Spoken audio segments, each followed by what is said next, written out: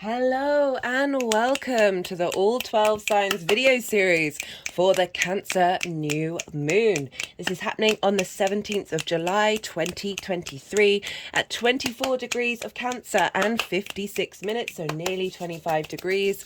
My name's Chloe. I work with card divination, astrology, and I channel energies through my body. As you can see, my hands are moving around right now. This is independent of my conscious thought, bringing in energies from different dimensions to help us heal. My hands have just gone over my heart chakra.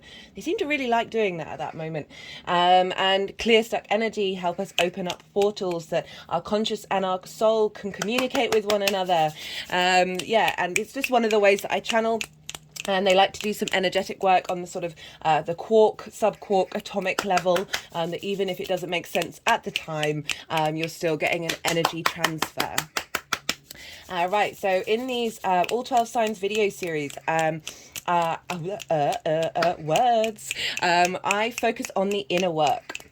Okay, I focus on you. You are the most consistent thing throughout your life. The more you understand yourself, the more the rest of your world and your life and the things that you draw towards you get in an alignment with deep integration, right? So it's a matter of mindfulness, of being in observation of self. The more that we do that, the more we unpack the onion layers, the trauma responses, the limiting beliefs, the more we get to the core of who we are, the more soul lessons that we understand and transmute, the more that we get to be in our flow.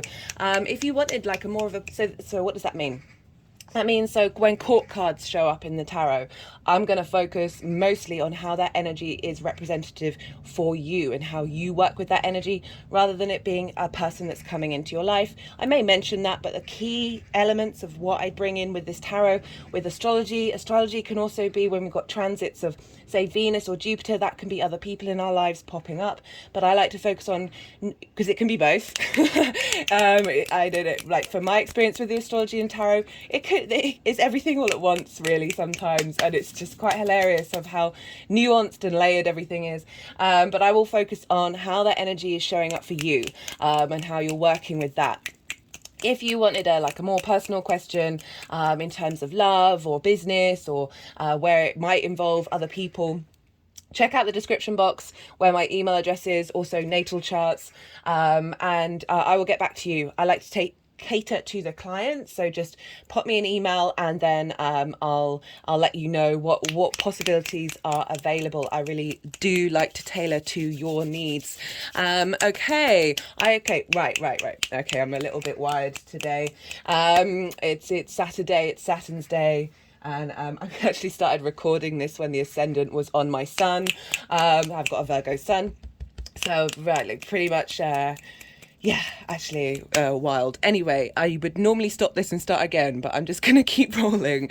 I work with the whole house system. So I work with Hellenistic principles from the Greco-Roman period over 2,000 years ago. And they come back, they're an evolution of the Babylonian times and then Sumerian times. And so what does that mean for you? I also work on my own intuition, and because everything is constantly evolving, okay? So it's not just this fixed thing from 2,000 years ago, but there are lots of core ways of looking at the chart that have just shown up for me very, very loudly in my life. And I only like to put things into practice if I bear witness to them. And so this means I use the whole house system. That is where each sign falls in the whole of a house. So we've got, there's 12 houses and 12 signs, and each of them match up with one another. I recommend for these videos to check out your rising sign first, if you know your time of birth. This is the first house where your ascendant is, right? This is the house of you. The astrology will link into the sign, will link into the energy of the sign being in the first house. This doesn't invalidate you looking at any other placement, any other sign. We have all the signs of the zodiac in our chart. If you have the time, you could watch all of them and have a full rounded holistic understanding of how this lunation is showing up for every area of your chart. But in particular, maybe looking to your sun or your moon during this, and just look to the sign that it's in, the house that it's in, and the themes of that house, and apply those themes. Say you've got your moon in the fifth house, look to the themes of the fifth house and apply that to the messages that are coming through for that particular sign. Take what resonates, leave what doesn't. It's as if that sign in your chart has now moved to the first house, so you're going to have the added layer of what that means for the energies of that sign being a priority. Right, so yeah, everything is all interlinked. It's a vast cosmic tapestry of energy. So why do I focus on the inner work? Well, that's because the more that we understand ourselves, the more that we integrate, the more that not only helps you, but it helps the people around you, because you're embodying an integrated energy, or at least striving for it, because, you know, we're constantly in a state of integration. And then that energy is available to the collective. So there's so much going on in the world. It's absolute chaos. It's like, if you really lent into it, your heart could be broken over and over and over and over and over again, or at least that's how I feel about it. That it's not so by integrating your own energy, because we're seeing so loudly unintegrated energy. We're seeing trauma, we're seeing rejection, we're seeing shame, we're seeing fear, absolutely everywhere. We're seeing very short-term thinking. Short-term thinking comes from, you know, being in a trauma space, right? Our minds get flooded with cortisol and adrenaline when we are in a state of anxiety, in a state of depression. Like and that when our minds are flooded, we can't think. We actually genuinely can't think beyond that present, in a long-term way. And it's a different thing to being in the now space. It's different to that you just see across the board, no one's really thinking long term. Very, like, in terms of the bigger structures, it's a very small-minded development cycle that we're in. So the more that you become present while still figuring out your deepest roots of integrity that then facilitate long-term thinking and respect, the more that energy is then available to the outside world, the collective consciousness of our species. And so you're not only facilitating you're facilitating the whole universe, guys. Thank you for tuning in. I really appreciate it. I am so aware of how precious time and energy is. So it means a lot that you're even here listening to this introduction. And I give thanks, and I am in eternal gratitude. I love doing these readings. I love seeing what's coming up for each of the signs and seeing developments over the months. It's really been a wonder. There's a couple of transit videos across the board that I really recommend you check out if you kind of want to know what the next couple of months, the next 4 months or so is. There's a lot going on. So the Venus retrograde, that's a big deal. She only retrogrades in a sign every 8 years. So look back to 2015 for the last time she retrograded in Leo. That's impacting where Jupiter is, because Jupiter's over in Taurus, because Venus rules Taurus.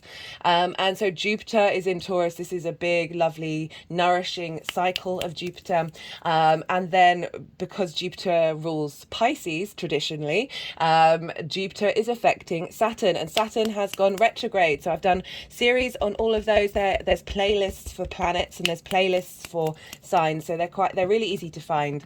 And across the board, personally, my personal favorite lunation video that I've done in a while, the Gemini new moon. That was a lot of fun. That was very little astrology and actually just a lot of talking about information and how our mind works and how to sort of move through this world with both rationality and magic. This new moon chart I will be putting up on my community page as well as on my Instagram. It's usually where I just sort of break down and summarize what's going on and then put the charts up, if you want to check that out while you're watching this. Right, I'm going to be reading for, I think, it depends how long they go on for, Pisces, Aquarius, Capricorn, Sagittarius. So the 4 collective signs, I'll be reading for that.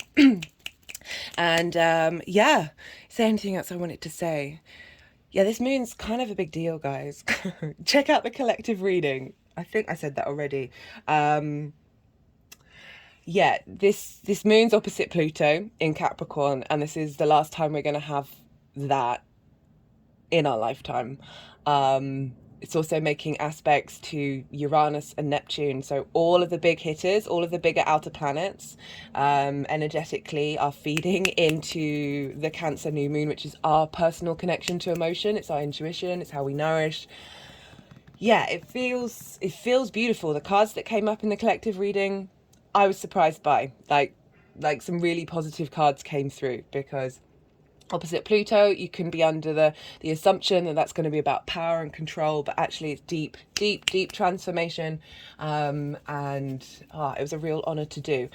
What else did I want to say? There is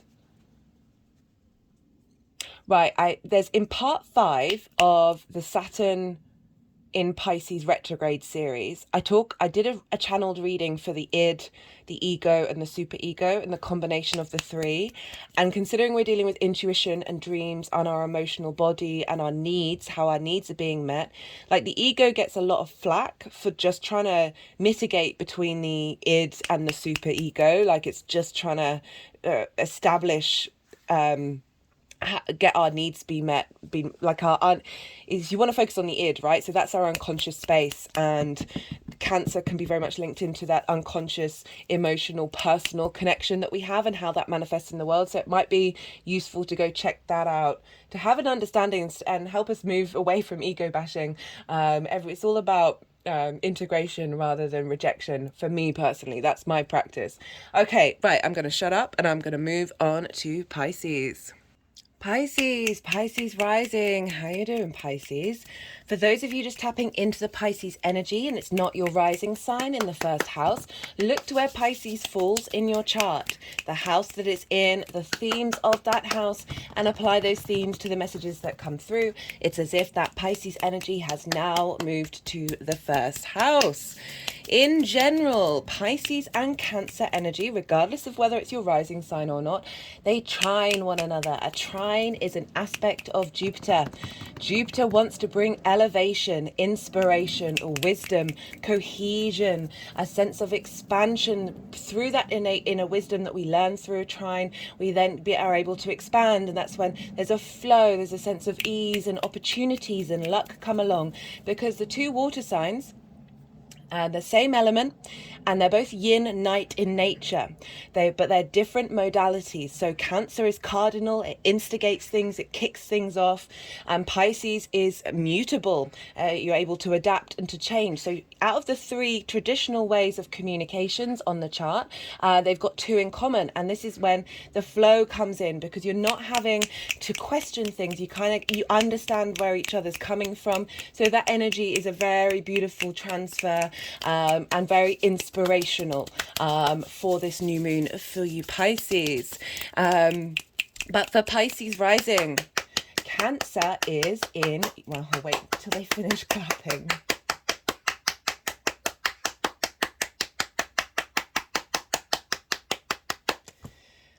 Okay, sorry guys, I just I try and not speak when they're really going for it.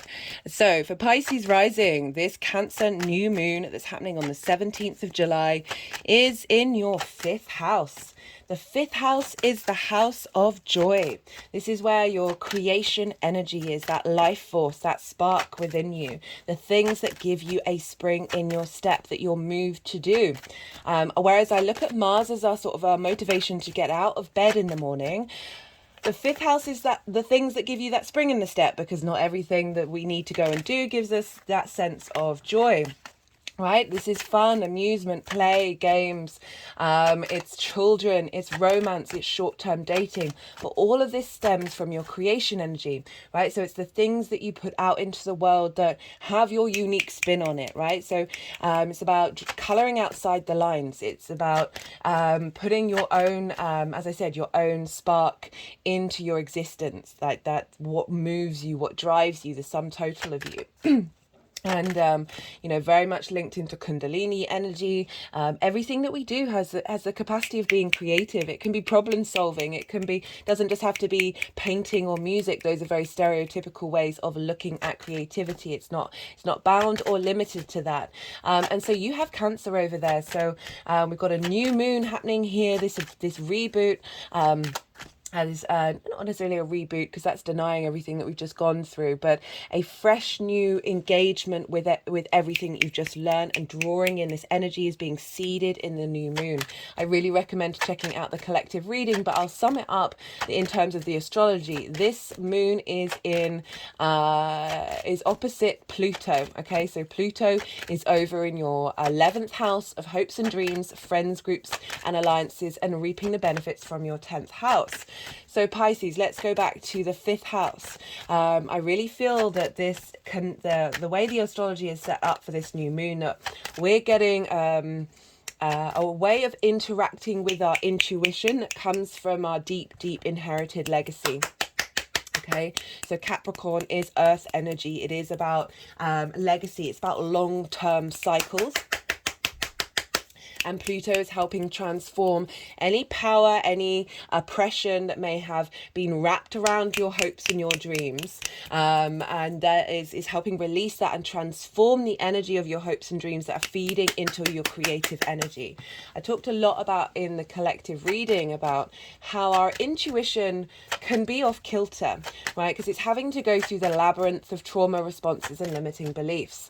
Sometimes it can be hard to figure out what is our intuition and what are our habits, our addictions, our trauma responses. This is particularly relevant in the 5th house, because the 5th house also represents your inner child. We see a lot of trauma come up in the 4th house, and the 5th house is then how do we embody that in our actions, right? Rather than the things that are done during those very formative years of our lives, 0 to 7. Right, then so much of our response mechanisms come from that deep unconscious space, that id energy. You know, I said in the introduction, go check out part 5 of the Saturn in Pisces series. In the introduction, I did a channeled message on the id, the ego, and the super ego, and that was really beautiful. So that's in relation to Saturn moving through your sign in a retrograde motion, Pisces. So if you haven't checked that out, I really recommend it, because that's going to be affecting you very prominently, because it's in your 1st house, the house of self. And so we've got this releasing and letting go of okay, we've got a lot of court cards coming up for you. Releasing and letting go of attachments to emotions that have been sort of misguiding the compass of our intuition. And the reason why I feel this really strongly with this new moon is because not only do we have the opposition with Pluto in Capricorn, but we have a trine with Neptune over in your sign in Pisces. You know, I talked about that trine energy of bringing elevation and wisdom, coming from essentially the one of the ways that we can deeply connect with the creator energy with Neptune. This can be very idealistic, very dreamlike, very mystical and magical, as well as I've pulled cards for the Neptune retrograde. And that was in the Capricorn full moon. So go check that out if you want to see what's going on there. That across the board for nearly all the signs, it was very much sword energy or clarity energy with this Neptune retrograde, that we're now able to bring an understanding of the magic into our reality and be able to see clearly of how to implement that. And that's all feeding into this new moon of how we personally connect to our intuition from the collective unconscious. So just a lot of support from a lot of galactic energy. So we've got a sextile to Uranus at 22 degrees of Taurus, and Taurus and Neptune are sextiling one another. So they're forming what's called, with Pluto, a cradle. And so that Uranus energy in Taurus, which is facilitating your unique ways of communicating via your creative energy of your intuition. And the sun and the moon and Pluto are squaring the nodes. Depending on how you calculate the nodes, it can be done the true way. It's called the true calculation or the mean calculation. Either way, the nodes are either around 0 degrees of Scorpio and Taurus, or they've just moved in to Aries. I don't think it really matters very much which way you look at it. It's certainly, either way, the sun and the moon and Pluto are squaring those nodes. And this is highlighting the fact that this moon is bringing in this square energy that is facilitating structure in the cradle. So that's made up of trines and sextiles, which is sextiles are very creative energy, very they're the aspect of Venus. Trines are the aspect of Jupiter, very free flowing energy. And then you've got this square in the middle of it that is giving structure to the baby. We are all the babies in this cradle being rebirthed. Like the threshold card was the last card of the collective reading of like, we are stepping over a threshold here. We are going into territory that is birthing us from the old, and that was coming through very strongly in the collective reading. We are also, this new moon is squaring that excuse me, I just got something in my throat. Sorry about that, Pisces. Right, so we had a Aries hybrid eclipse new moon. That was at 28 degrees of Aries. And that was, we only have hybrid eclipses once every 10 decades. Once every 10 years, once every decade, and it was in the sign of Aries, which is obviously the first sign in the zodiac. So we've started a real shift, a new cycle from that new moon that we're now integrating in each stage. So that was, for those of you who are new viewers, that I really recommend that one. That was about soul integration, like all the different lifetimes that we've lived, sort of being more in lockstep with one another. And there's a clarity of being able to connect to all those resources. And so that was instigated at the new moon, the second Aries new moon that we had this year. And then we had the Taurus one of like really leaning into how our physical senses are responding to the world, and how we find innate wisdom in understanding and finding more clarity in our physical senses, that our connection to traumas that our physical body responds to are being cleared out, rather than recreating the same past traumas in the present moment. We then had that Gemini new moon, which I recommend across the board. I really enjoyed that one. There was very little, I think I talked about the astrology in like the last 20 minutes. It was mostly about information, the playfulness, and how to engage with how we collect information in both a rational and magical way. That was quite phenomenal. So now we're dealing with our intuition of how we emotionally connect to all of this. And I really feel we're getting a boost from all our past lives and all our future lives in terms of how we connect to our emotions, how we connect to our intuition, how we nourish ourselves, how we nourish the people around us. And this is all happening in your 5th house of your creation energy. So you're getting a really big boost of a new integrated level of allowing your emotions to bring you joy, not letting perhaps, getting stuck in a wormhole of anxiety linked around that, and really being able to nourish your creative energy and strengthen that intuition. And this is all trining your sign.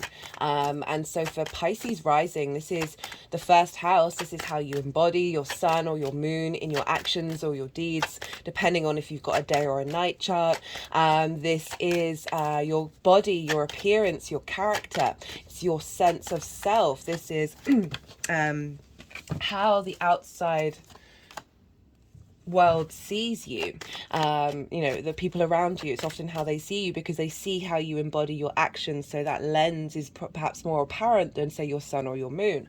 And so we've got a lot of wisdom and inspiration of that intuition feeding then into how you embody yourself. So being a little bit more at ease and not bound by collective energies, that you're able to channel your personal individual self in the embodiment of that collective, right? So Pisces is the collective emotional unconscious space, very in your flow, and I just feel that there's a real sense of command coming in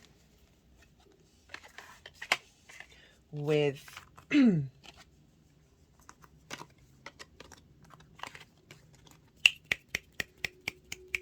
with this new moon. Sorry, my mind goes blank when the energies start moving the cards around. It's just, I try and just it's a little difficult when they're doing that to channel, think and talk at the same time. So do bear with me when they're sort of, yeah, they start doing what they need to do. Maybe look to where your moon or your sun is for this, just to add a layer of what's going on in this new moon, because that will influence, that will give a flavor of wherever the sign they're in, or and the house that they're in. The themes of that house can crop up as well. So we've got, you know, Pluto over transforming your hopes and your dreams, Uranus over in your house of communication, and Neptune all facilitating your ability to tap into this very strong collective galactic energy, this higher perspective of transformation that is feeding into your ability to communicate and understand and transform and engage with your creation energy. Whether that's a reassessment of relationship dynamics or your pleasure principle, your relationships with your children, maybe you've got a creative project you've been doing, and like depending on whether you're having to work through some difficult energy, that this is giving you a great time to set new intentions and restart. I really recommend, I said it in the collective reading, but this is a great time to change your bed linen.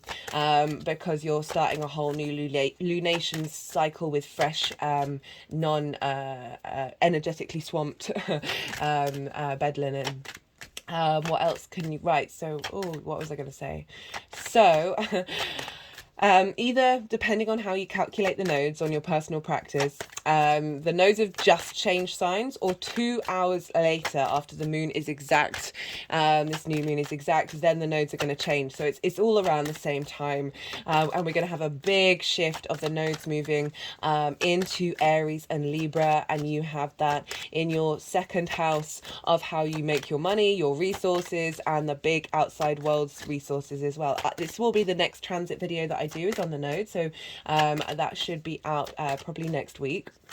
And then following on the 20th of July, Mars is going to oppose Saturn in your sign. So Mars is going to be over in the 5th house. Sorry, not the 5th house. The 7th house of intimate relationships, business partners, romantic partners, one-to-one clients, and intimate friends. So there's going to, I'm getting a very strong energy with that opposition of finding the details and understanding of how you're motivated in whatever area of chart that shows up, that is facilitating Saturn's long-term legacy plan, particularly because then Mars will then go and trine Jupiter.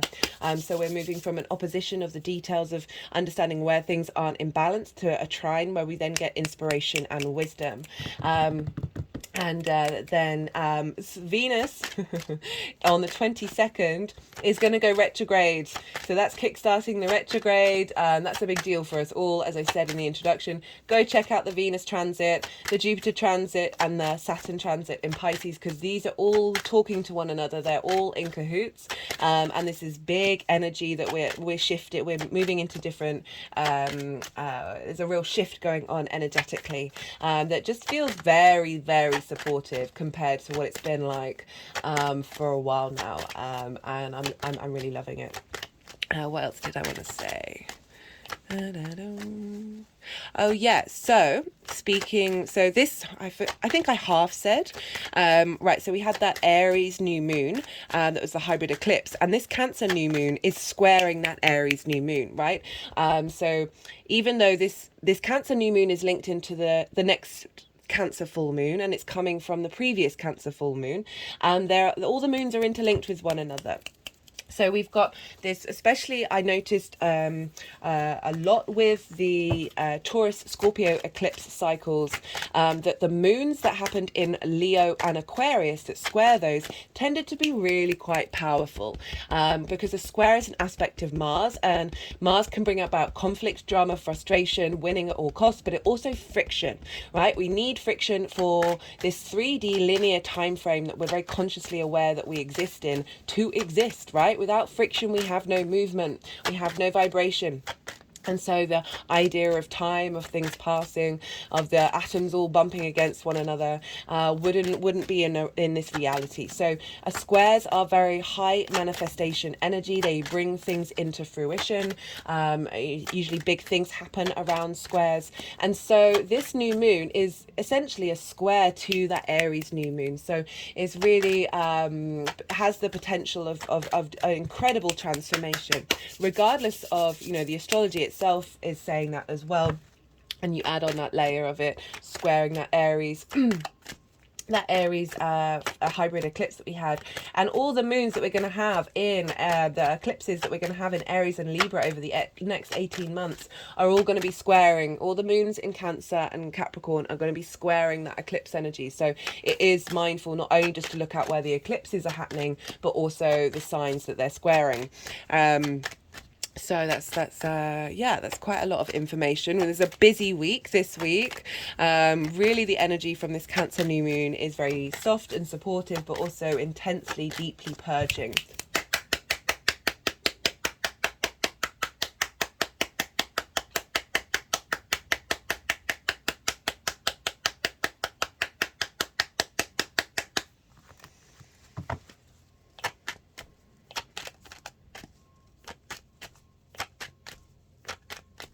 Okay, they're still shuffling, so obviously there's some cards that want to come out. I think I've said everything that I wanted to say. This feels... There's a real flow with this for you, Pisces, that, you know, so much of our emotional responses can kind of take us over. We can get very stuck in it. But the moon moves the fastest, right? So our moods are constantly in a state of flow, and really finding peace with that. It's not about rejecting the emotions, letting them sing their song, but also knowing that they are a part of a vast tapestry of songs out there, like an orchestra, really. And not to get fixated on one particular note or one particular element of it, and allow them all to come together to create the song that you're in fact singing.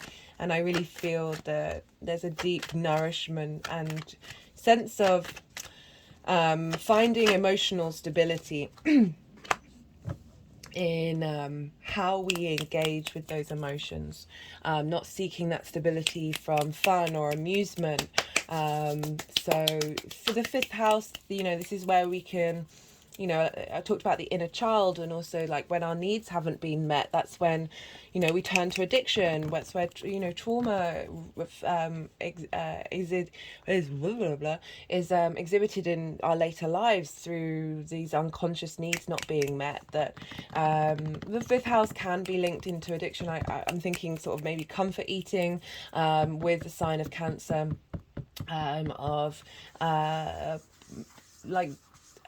either it could be either or. It could be really wanting to nourish the people around you and finding joy in that, or finding joy in nourishing yourself. Whatever, if it's in an imbalance, I really feel like this is helping bring this into balance. Right, okay, they've put the deck down.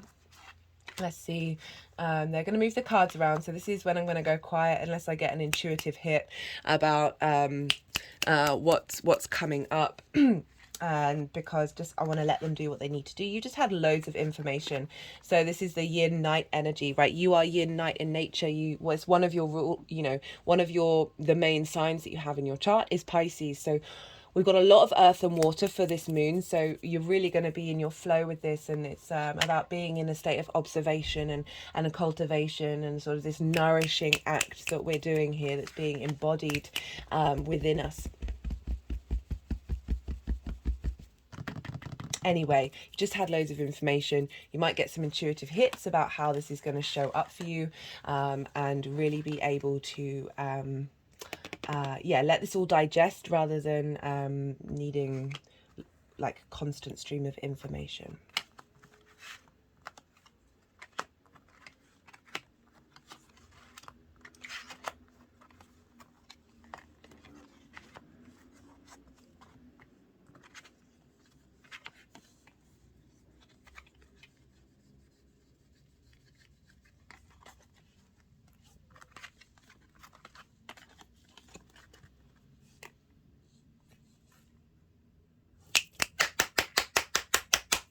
I completely forgot to mention, I'm pulling cards for 3 piles.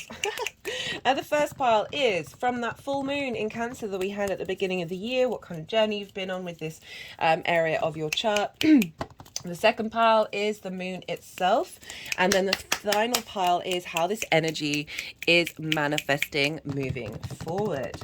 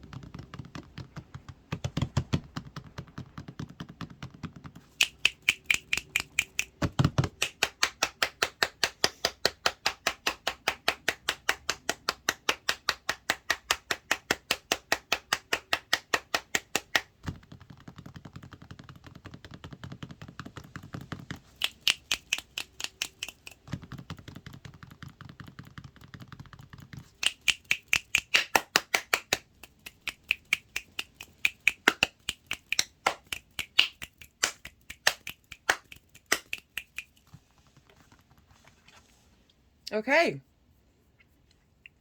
so I've got the Page of Swords and the Eight of Cups for what you've been working on, right? The energies since that full moon in Cancer. That video was lovely, that collective reading.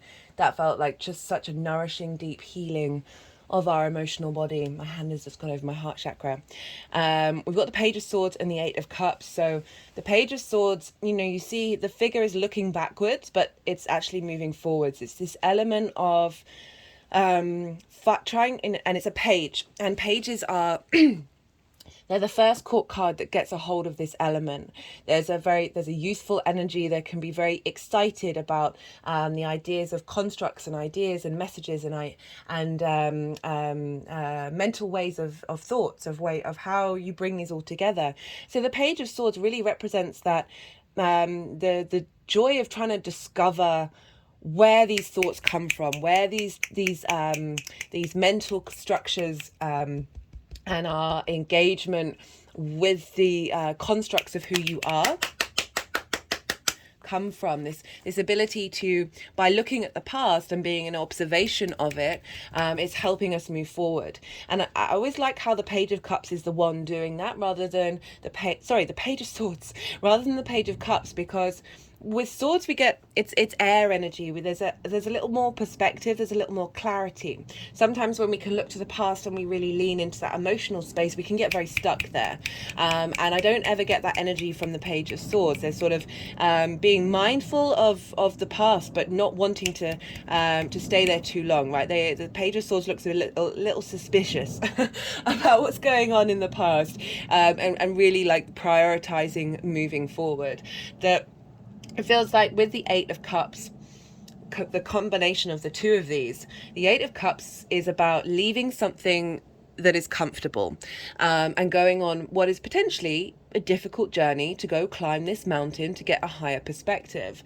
For me, it's not just so, say you're in, so let's think about the fifth house.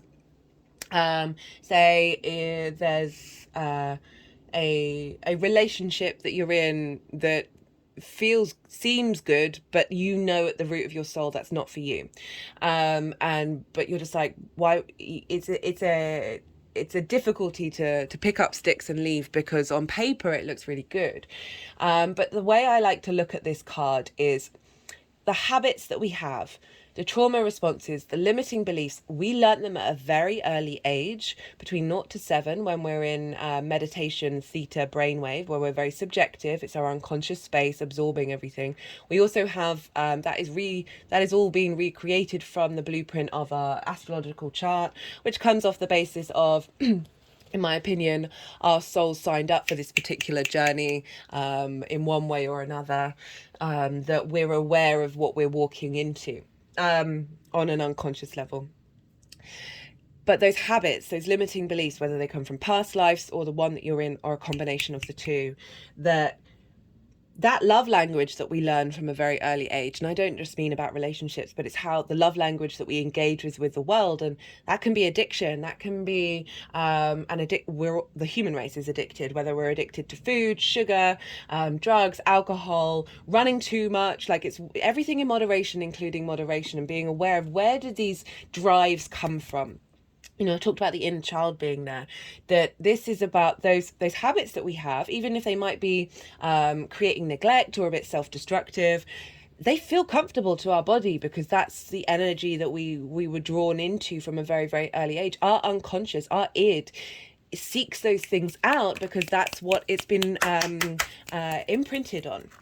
So with this fifth house of your intuition, where are your needs being met, it really feels like since that Cancer full moon, you've been on an exploration. You've started this journey, you've gone forth and you've really reassessed, okay, where do I get my pleasure principle from? Where does this creation energy, where are those blockages of like how I look at my creative energy, and you've gone on a journey, and this is really quite lovely. I'm enjoying this one. We have for the new moon, and this made me chuckle when they put the Knight of Swords with these two cards. So we've got the we've got the Nine of Wands, the Knight of Swords, and the Ace of Cups crowning it. So whatever's been lingering from this journey that you've gone on, right? This is, you're exhausted. You feel that this is the weary battler. Like they've been defending themselves, defending their passions for a really long time, and they're burnt out. And what's coming through for me that I wouldn't normally interpret is this is your soul going, okay, right. If I just keep going, and even if there are all these different conflicting ideas, questioning, you've been redirecting your pleasure principle, you've been ignoring and attacking the root of underneath all of those, because the trauma responses and the limiting beliefs have just been like fisticuffs with sorry, it's such a antiquated phrase, fisticuffing with your soul going, no, but this is the passion, this is the drive, this is my creation energy, when actually it's been a bit distorted, and that inner part of you, right at the root of you, is been a bit exhausted and a bit burnt out of being like, oh goodness me, that was a lot. And the Knight of Swords is coming through and clearing that out, right? So we've gone from the page to the Knight. So the page has been an exploration of this, and then the Knight is embodying that, of going, okay, no, we're sorting out these mental constructs that we have that are really embodied within us, those trauma responses, those limiting beliefs around that have been stopping this energy to feel nourished and feel supported. And the Ace of Cups is crowning it, of bringing in, and I love this with the fact that we've got the cups sort of at the top of underneath this this air and fire energy. That the Ace of Cups is about overflow of peace, right? Oh, okay, the construction yard have just kicked it off. I'm gonna have to pause and shut my windows. It's a Saturday. I thought they wouldn't be working, but there we go. Hi Pisces, sorry about that. So what I love about this is I just had while I was off camera, I just had that it's that intuition that I talked about that can get, this is almost feels like a little bit of a, even though it's a sort of a protective wall, but it's almost like a labyrinth for that intuition to get out, and it's just been really struggling to do so, and for like to the extent that it has the capacity to do so. So some of your intuition might be really on point, but the cards are really showing that there's been blockages, and this can have manifested in the outside world of your creative energy not being supported by the outside world, because that's a mirror of something deep within your unconscious space. Right, and the Knight of Swords, as I said, coming along to help clear the decks Clear those limiting beliefs when being crowned by the Ace of Cups. Of, you see there's a dove here, it's bringing peace and stability, right? Rather than this feeling like there's a fight going on, the Ace of Cups is saying we're helping bring emotional renewal, emotional peace, a sense of abundance in the way, rather than a limitation, where now the cup is overflowing, and there's a real sense of renewal coming in with that ace with this new moon.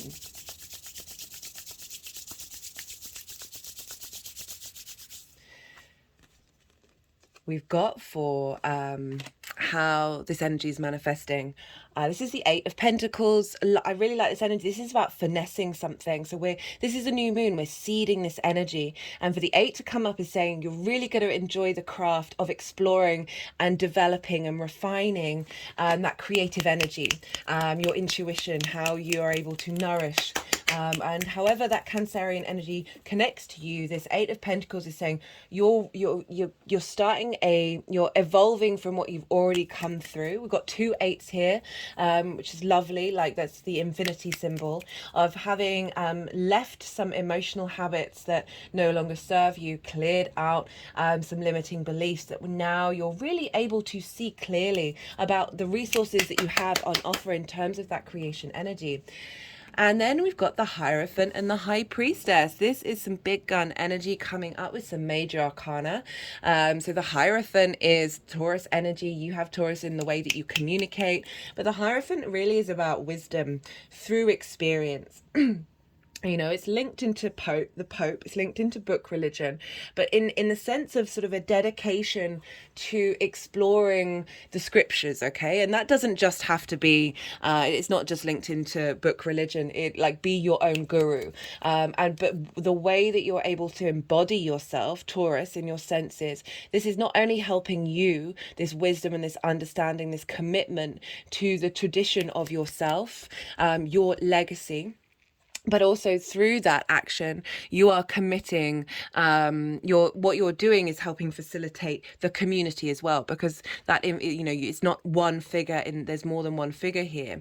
You've got the keys to open up the depths of your intuition, because we've got the High Priestess. This is the moon card.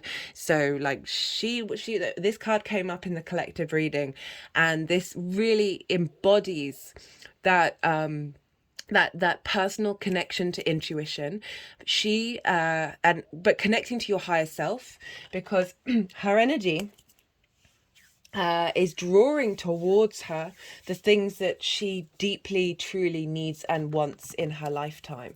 Okay, so we are constantly doing that, but as I said, there's blockages, there's a labyrinth for it to get through, in order for us to understand those how to unpack ourselves and unravel ourselves back to the root of our star being, right? The High Priestess, she draws things towards her, she draws people towards her in situations. She's in balance. We've got the yin and the yang of really being able to be creative in her state of observation. So this is a wonderful acknowledgement that having gone on a journey, having feel defeated, that your embodiment of your creative energy is really finding innate wisdom and commitment, as well as deep connection to that intuitive void energy, you know, the cosmic mother, the quantum field, where there's a possibility of anything to emerge from it. Okay, I'm going to pull some clarification cards. This is the numerology deck. All the decks are in the description box if any of them take your fancy. Let's see what wants to come through for Pisces.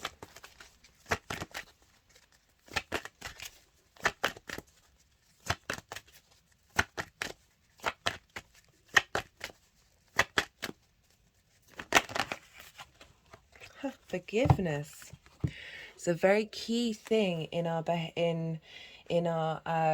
journey of really, and it's gone over the self card of, there may be parts of you that you may feel shame or rejection around, or frustration around. I mean, we all do, don't we? That's part of the human condition.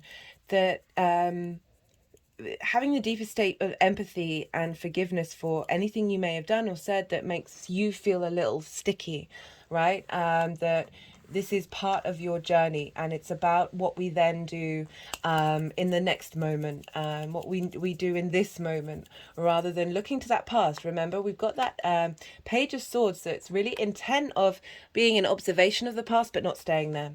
And forgiveness and acceptance are key aspects of being able to integrate every version that you've ever been in this lifetime. Oh, okay, my body's just sort of collapsed. Because that's a big thing to do. That's a big thing to do. Goodness me. Sorry, I'm completely slumped over right now. Like the energy is very heavy. Not in a bad way, just in a like, that's okay.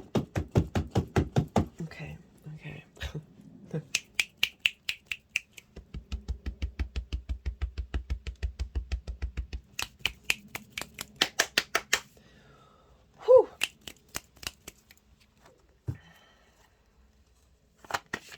Okay, let me try and do, no, okay, just, yeah, so my head keeps flopping around now. It's quite hard to keep it upright. So do bear with me while I'm doing this energy work. Sometimes this happens when a particular strong message comes through that needs help on the subtle energetic level from the different dimensions, to help facilitate a clearing of this energy, of a transmuting of this energy, and shifting to a integrated dynamic. Like, it's not about it's we can forgive, but still it's not about denying the fact that we do want to grow, we do want to evolve, and it's not about rejecting those old versions of self, but honoring every single moment in your life has got you to this point right now. And the less we resent it, the less we shame it or regret it, and also if we have those feelings of forgiving ourselves for those feelings, of all feelings of, very human experience, right? And our souls signed up for this utter nonsense. Right, this is the First Light Tarot. This is, I didn't want that one. This is the Major Arcana, question cards, statement cards, keyword cards. And so let's see what wants to come through for Pisces for this Cancer new moon.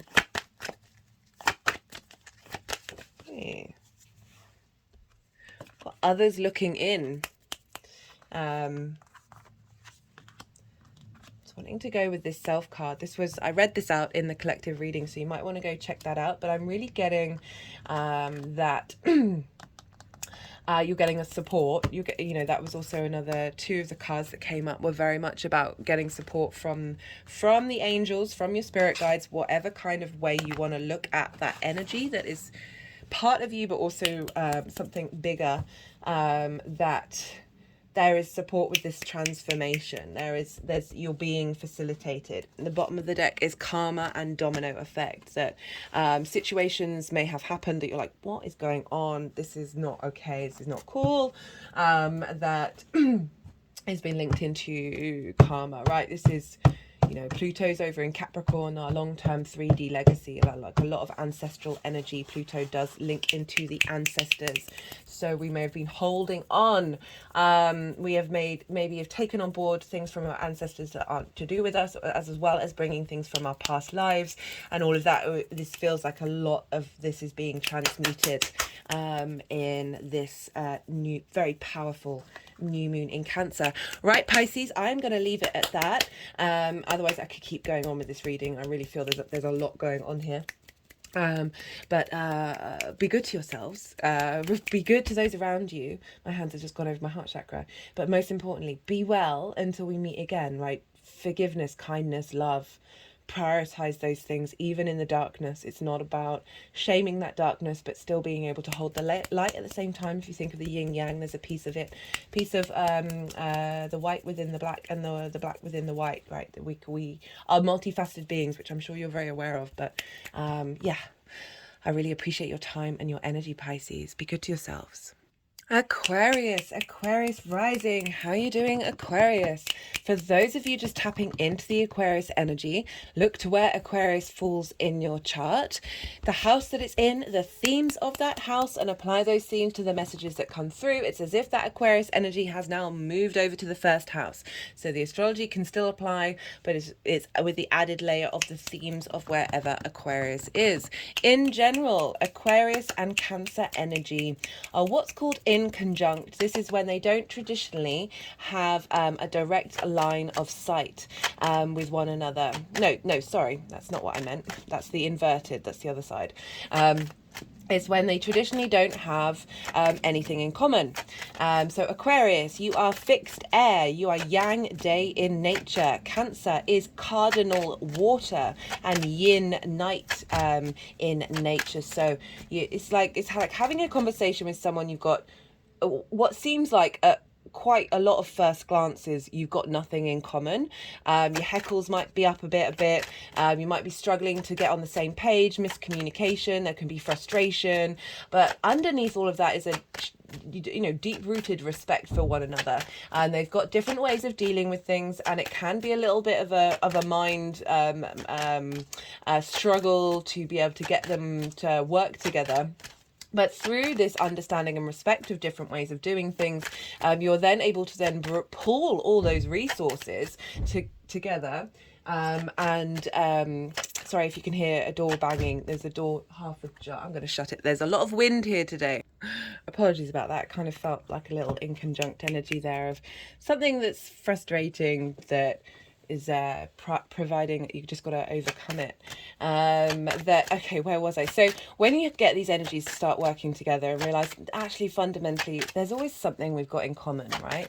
I think all the signs, all the planets, all the houses, absolutely everything, they're all, all the asteroids, absolutely everything, they're all in cahoots with one another. So it's it just takes a little bit more effort to get the inconjuncts to work together, but when they do, you're really thinking maverickly. There's a sort of inventive energy because you are bringing lots of different factors together and seeing what magic you can create, basically. Now, Aquarius rising, you have Cancer in your 6th house. So the 6th house is the adult in the room for me, right? This is a difficult house. So traditionally, this is why, there's this inconjunct, because it's work, health, and routines. And those are things that we can struggle to commit to. We can struggle to want to do. We'd much rather, not all of us, but, a generalization of, we'd rather be a bit more relaxed and not necessarily having to work than putting in that effort. But obviously that's not the case with everyone. It's just a human generalization, which I feel actually is a bit limited, but there we go. Work, health, and routines, where we need to be the adult in the room, and having Cancer there means the way in which you work. So the 6th house, so the 2nd house is the tools in which you have to make your money and manifest. The 6th house is how those tools are used, the lens in which they are used. And the 10th house is that career, that life direction, that pull that we have within us. So the 6th house for you, Aquarius rising, is Cancer. So there's very nourishing, very supportive, very protective energy. Your intuition can really play a very vital part in the way that you express your ability to work. Could be very intuitive around health matters, as well as maybe having very flexible routines as well, because cardinal energy instigates things and it's ruled by the moon. Cancer is ruled by the moon, and the moon moves very quickly. That, are really being comfortable with allowing your routines to be in a state of flow and depending on your mood, and being very flexible can be a very healthy way of engaging with that Cancerian energy in the 6th house. So we've got this new moon, which I wasn't expecting to be a big deal, and turns out it is. At least that's the energy that I've been getting. It's very supportive but very transformational. And why is that so? Well, we've got Pluto.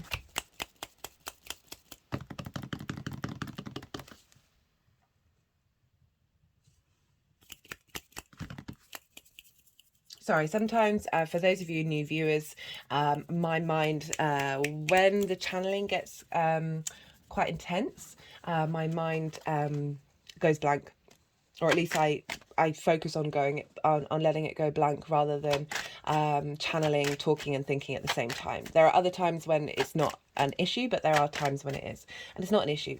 Anyway, I'm going to start apologizing then. I really must cut back on that. It is what it is.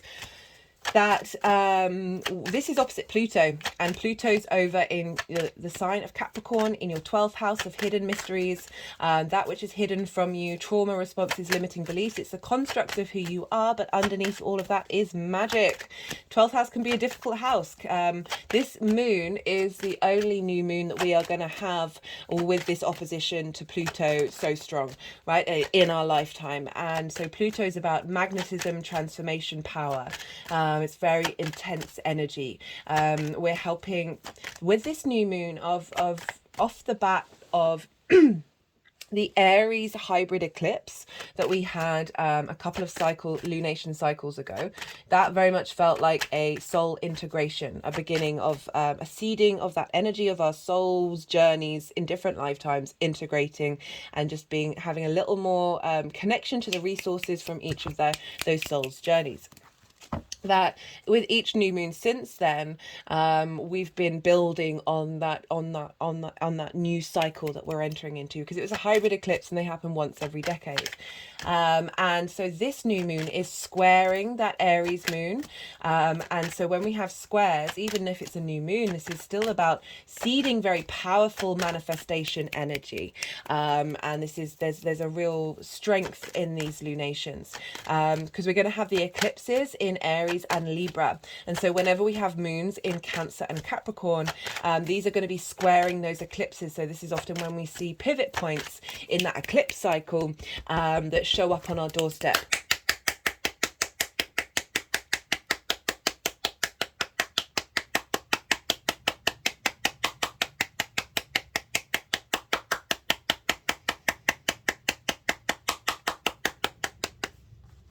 Now, this new moon, the main aspects that it's making are with the outer planets. So the opposition with Pluto, helping transform and let go of limiting beliefs and trauma responses, helping you uncover, right? Pluto is also linked into digging things up from the ground, and riches from the ground. And so uncovering another layer of the magic that you have within you. We also have a sextile between the sun and the moon and Uranus over in Taurus, which for you is in your 4th house, squares your Aquarius energy. This is your roots and foundations, your parents, your lineage, your ancestors, the roof over your head, and your private life. Uranus is moving through there, wanting you to be your unique individual self and be very comfortable in expressing that. And that is, so we've got a lot of trines and sextiles. Trines and sextiles are aspects of Jupiter and Venus, the two benefics. They're very easy, free-flowing information. There's a lot of support, creativity, and inspiration coming with this new moon. So we've got Uranus wanting you to establish strong foundations, releasing traumas around ancestors, lineage, getting the support and wisdom from ancestors and your lineage, feeding into the way that you work, your health and your routines. So difficult house, the adult in the room, really facilitating emotional maturity and a strengthening of your intuition based on your soul's journey, the root of your soul. We have Neptune over in Pisces. So not only is Uranus sextiling the south, the sun and the moon, but it's also trining Pluto, of facilitating transformation of your inner self that is feeding into your individual self and your roots and your foundations. We've got Neptune over in Pisces, trining the sun and the moon in your house of values, right? Your resources. This is how you value yourself, the things that you value, the tools that you have in order to make your money. And manifest. Neptune retrograde. I pulled cards for the Neptune retrograde in the Capricorn full moon, if you want to check that out. Essentially across the board, all the signs very much got a lot of clarity, the energy of clarity has been coming through for that Neptune retrograde, of being able to bring that creator energy, that magical, mystical, dreamlike, illusionary fantasy world of Neptune, and bringing that into reality of how you value yourself, that is providing wisdom and support to this new moon of how you work, bringing, as I said, bringing that magic into how you work, into your personal connection to your intuition and how you are able to nourish yourself and others. And that's also, Neptune is also sextiling Pluto.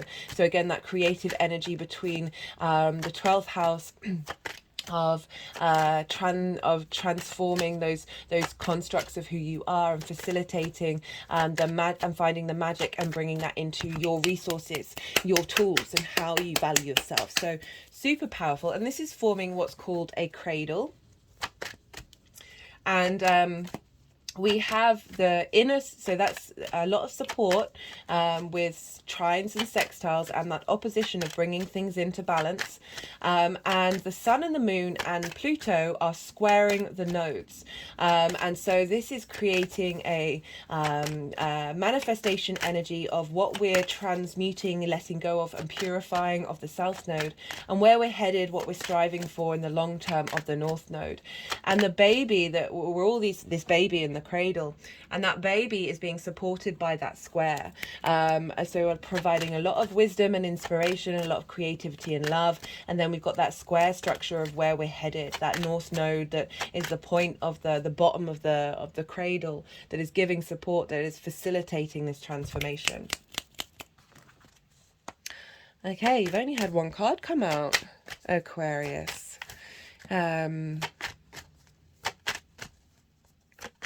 What else did I want to talk about? It's really helpful if this is your rising sign to look to where your sun and your moon fall as well, because this is obviously a new moon involving the sun and the moon. And so wherever they are in your chart, the signs that they're in and the houses that they're in, that's going to add on a layer of how this moon is showing up for you personally. So you might have your moon in the 9th house, and then that's going to be, you know, helping you map out how you see yourself in the world in relation to how you work, right? So there's going to be themes around wherever they are that are impacting this new moon, as well as leveling up the signs that they rule. And that is, I mean, Cancer, that, you know, this is an intense moon because it's Cancer on Cancer. So the moon is rules the Cancer, and therefore the sort of the energetic buck stops there.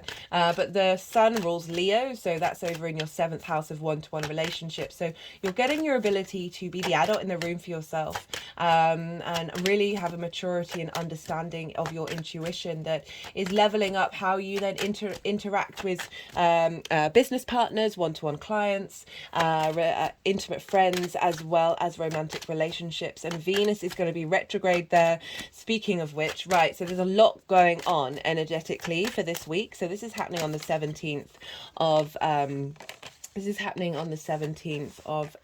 July. That either before, it depends how you calculate the nodes, there's a bit of a difference, but it's not too much. Either before this new moon or 2 hours afterwards, the nodes are changing sign into Aries and Libra. And obviously Libra trines your Aquarius energy, and Aries sextiles it. So you've gone from squares, you've gone from squares with the Taurus and Scorpio, which can be a little louder. Now you've got, you know, the kind of energy of what this moon's all about really is the sextiles and the trines of the just realized I got a little bit of a stutter going on there. The eclipses are in more facilitating softer, easier aspects than they have been over the last 18 months. I will be doing a nodal series. That will be the next one that I'm going to do after I've finished doing this one. And then on the 20th of July, Mars is going to oppose Saturn. So Mars is moving in Virgo, in your 8th house, which is the outside world's resources. It's going to oppose Saturn. This feels really supportive because Mars will then move on to a trine with Jupiter in Taurus, and then Uranus in Taurus later on in the month.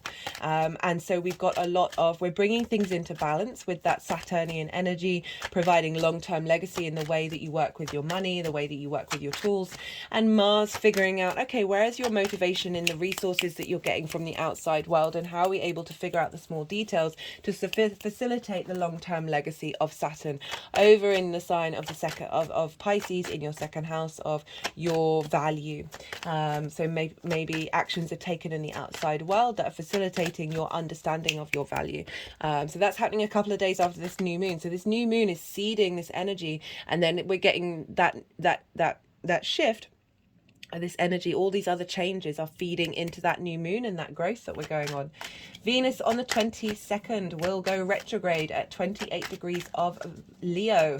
As I said, that's in your 7th house of one-to-one relationships. So this is opposing your Aquarius energy.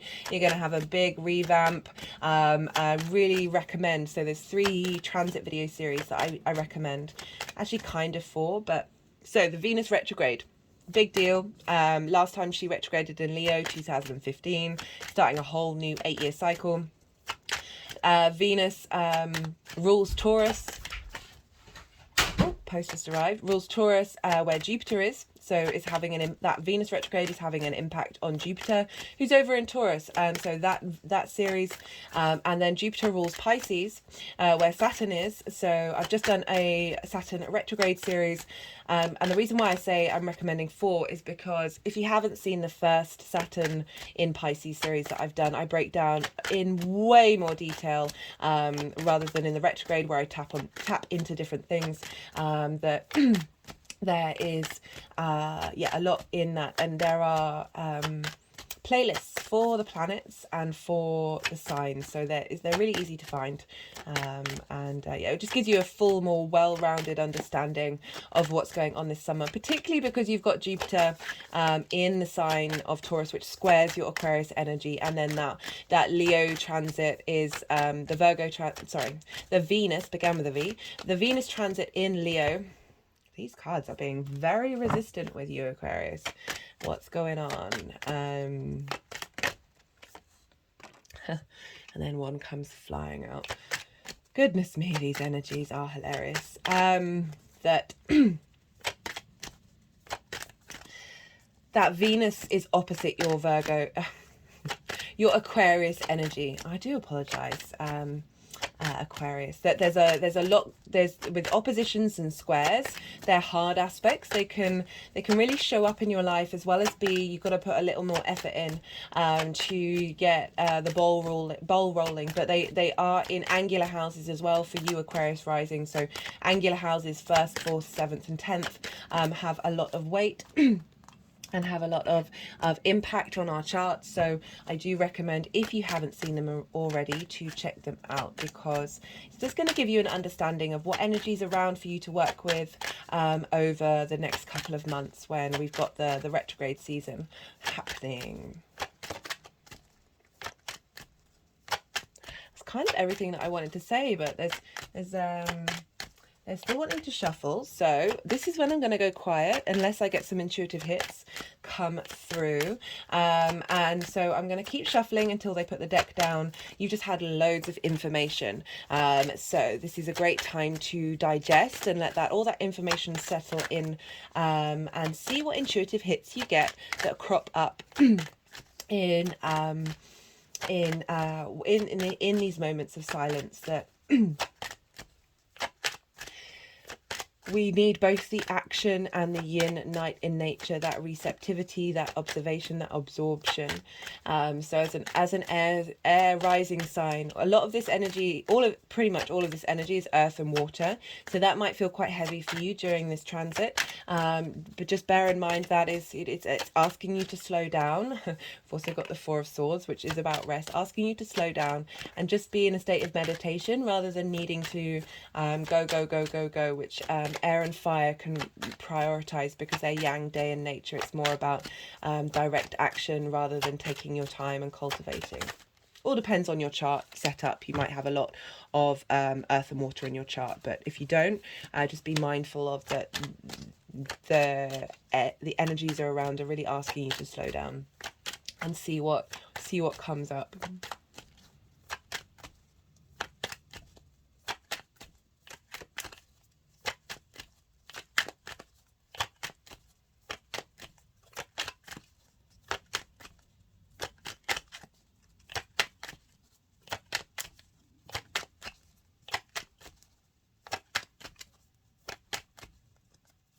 Yeah, I'm just thinking about having Cancer in the workhouse. of prioritizing other people's needs over your own in the way that you work, and getting maybe burnt out by that, because we always must remember to rebalance and be mindful of where our unmet needs need expression, and it can be that we can prioritize those over work, as well as prioritizing our work over other needs that we may have as well. That that can be something that you may have been clearing out and working on, that because this new moon across the board really feels like so far for all of the rising signs, it's really showing that everybody's been going on a bit of a journey and have already been doing the work in order to help facilitate this new moon.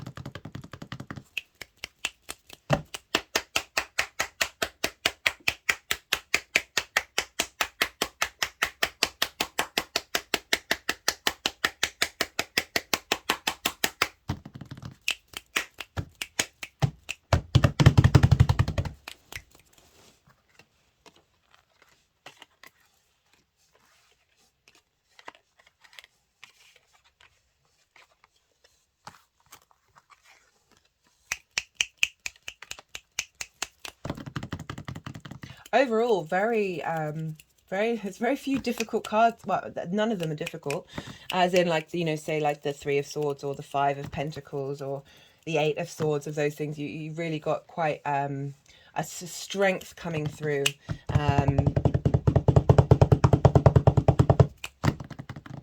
Aquarius. But overall, I think, basically, since Saturn left your sign, overall there has been an energy shift, and which makes a lot of sense, because when we have Saturn move through the first house, we really then are able to embody a sense of responsibility and maturity and integrity. That a lot of things that may have distracted us in the past, like we're able to see through that a little easier with the help of Saturn.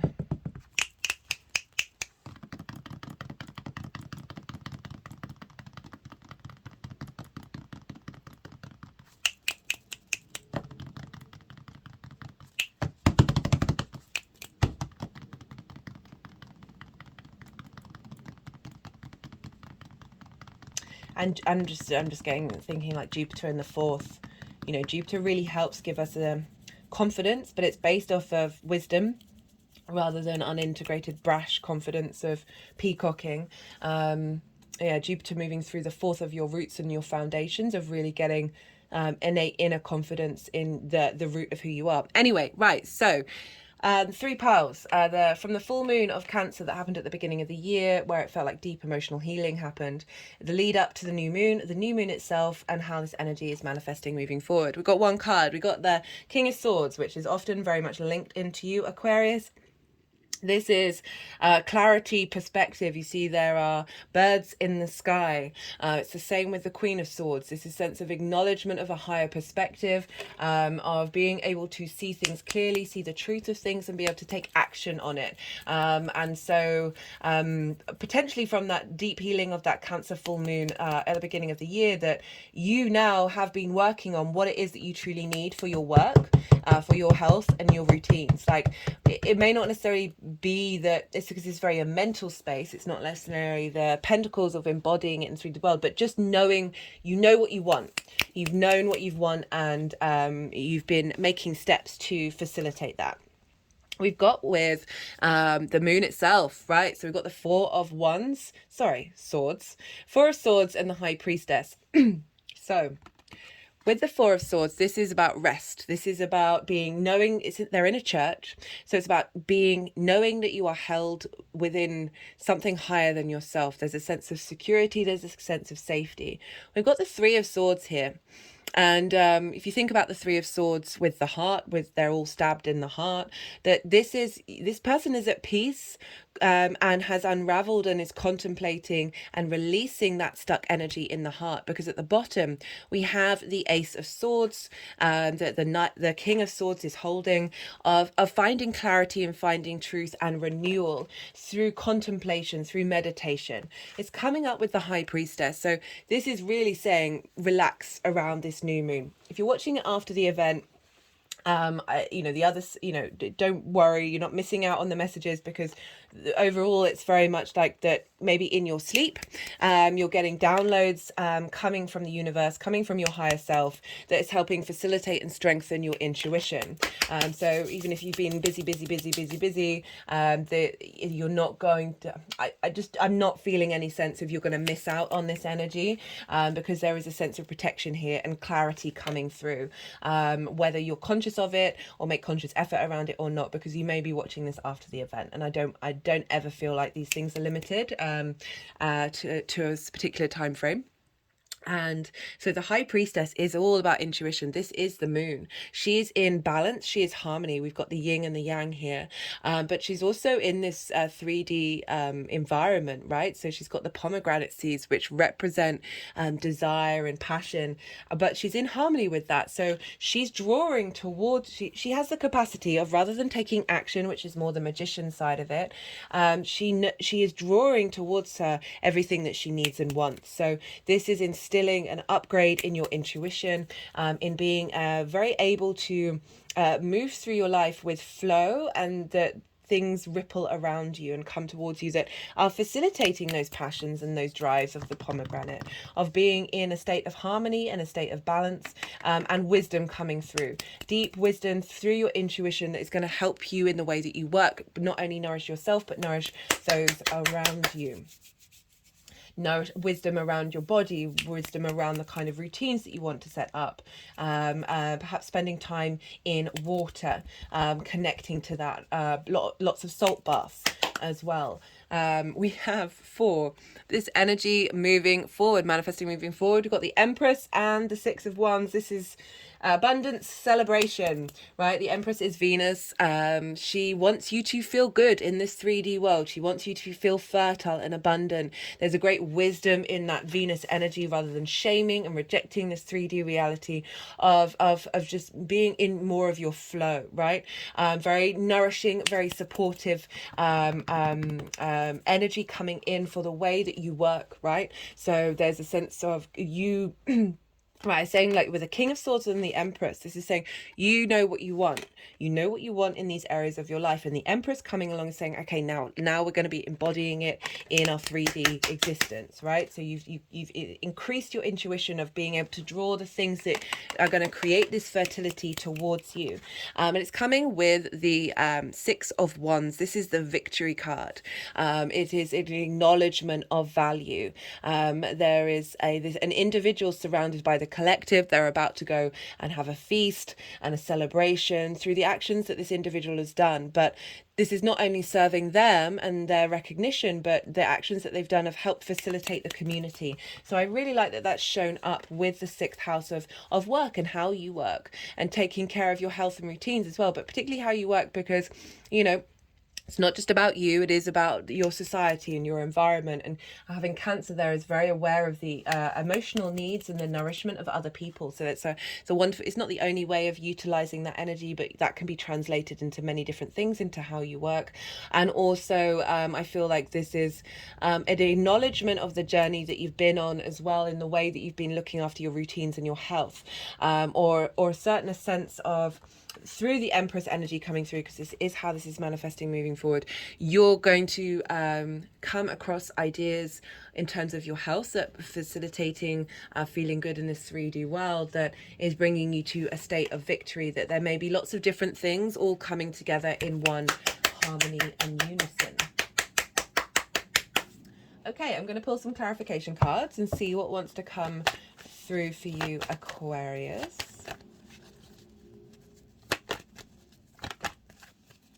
Patience. Yeah, it's taken some time, right? It takes a while to get to the King of Swords. It Takes a while to get that sense of maturity.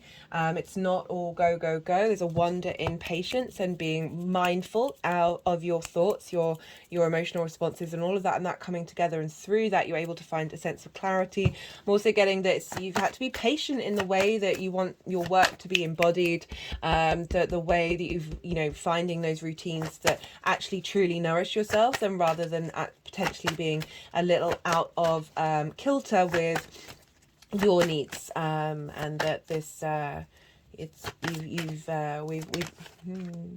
got energy flow. Love that. So there's a real shift from the King of Swords, very air energy, very direct motion, that with earth and water, we've got this flow sense. It's not necessarily linear, but it's an acknowledgement and understanding of that journey, having just as much validity of that patience coming in, and being at ease of being in your own flow and not needing to control so much.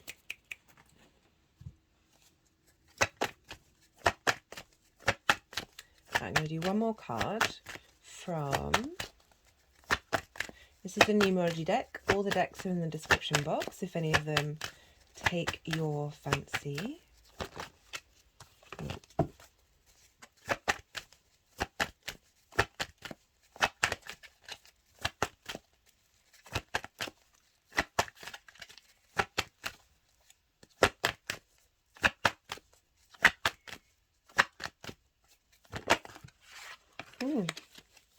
Got rebirth. Yeah, overall, I mean, this has been a very consistent message, that this is, the Cancer is linked into the moon, into the mother as well. So the sense we are being rebirthed by the cosmic mother has very much been a vibe. Right, Aquarius, if anything resonated, don't forget to hit that like button. There are lots of things you can do to help this channel. It's a growing channel. Help push the algorithm out there. Watching the video till the end, even if it's on mute. Subscribe if you're a new viewer. Hello and welcome. Leaving a comment, even if it's just an emoji, or letting me know what sign you've checked into. That there's all interaction on the channel really helps push the algorithm out there. But in general, I love to hear from you about the astro weather, so I would get a great bit of joy if you talked about what's going on. But I appreciate that's a very vulnerable thing to do. You can just leave an emoji. Be good to yourselves, Aquarius. Be good to those around you, and most importantly, be well until we meet again. Capricorn rising. How you doing, Capricorn? For those of you just tapping into the Capricorn energy and it's not in your first house, look to the house that it's in, the themes of that house, and apply those themes to the messages that come through. Take what resonates, leave what doesn't. It's as if that Capricorn energy has now moved to the first house. In general, regardless of whether Capricorn is your rising sign or not, Cancer and Capricorn are opposite one another. An opposition is an aspect of Saturn. This can bring about limitations, isolation, imbalance, and the aim of the game with oppositions is to bring things into balance, to realize that both of these sides of your chart have something in common. They're able to work together, and when we're in balance, we're in harmony. So Capricorn rising, you have this new moon happening in your 7th house. This is opposite your first house. The first house is the house of self. It's how you embody your sun or your moon in your actions and your deeds, depending on if you've got a day or a night chart. It's your appearance, your vitality, your character, your sense of self, and it's often how other people see you, because they see how you embody your sun or your moon rather than that direct connection that you may be very familiar with. And this is opposite Cancer, which is in the 7th house, which is the house of the other. So the first house is the house of the self, and the 7th is the house of the other, and this is linked into intimate relationships, whether that's business partners, one-to-one clients, intimate friends, or more long-term committed romantic relationships. Marriage was often associated with the 7th house, and it's linked into contracts. So it's where there's a sort of an understanding of the dynamic between you and an individual. And so the new moon in Cancer, this is a beautiful new moon in many different ways. If you haven't seen the collective reading, I really recommend it. I break down the astrology in a lot more detail and the themes that have come up around this new moon. But in a nutshell, this is essentially a fresh way of engaging with your intuition. There's more clarity, there's more truth here, and there's a more grounded balanced, mature way of interacting with that intuition. And this is because we've got Pluto over in your first house. Pluto's moved back into Capricorn and will be opposing this new moon. And this is the final Cancer new moon where we're going to have this kind of opposition with Pluto in Capricorn, because Pluto at the end of 2024 is going to be making its final ingress into Aquarius. And so this is the last kind of new moon in Cancer that we're going to have with Pluto in Capricorn in our lifetime. This Pluto represents power, intensity, transformation, a magnetism, a willingness to go into the dark, as well as bringing up jewels and riches from that which has been hidden. Okay, it's also strong linked into the ancestors. You know, Pluto ruled the underworld, the land of the dead.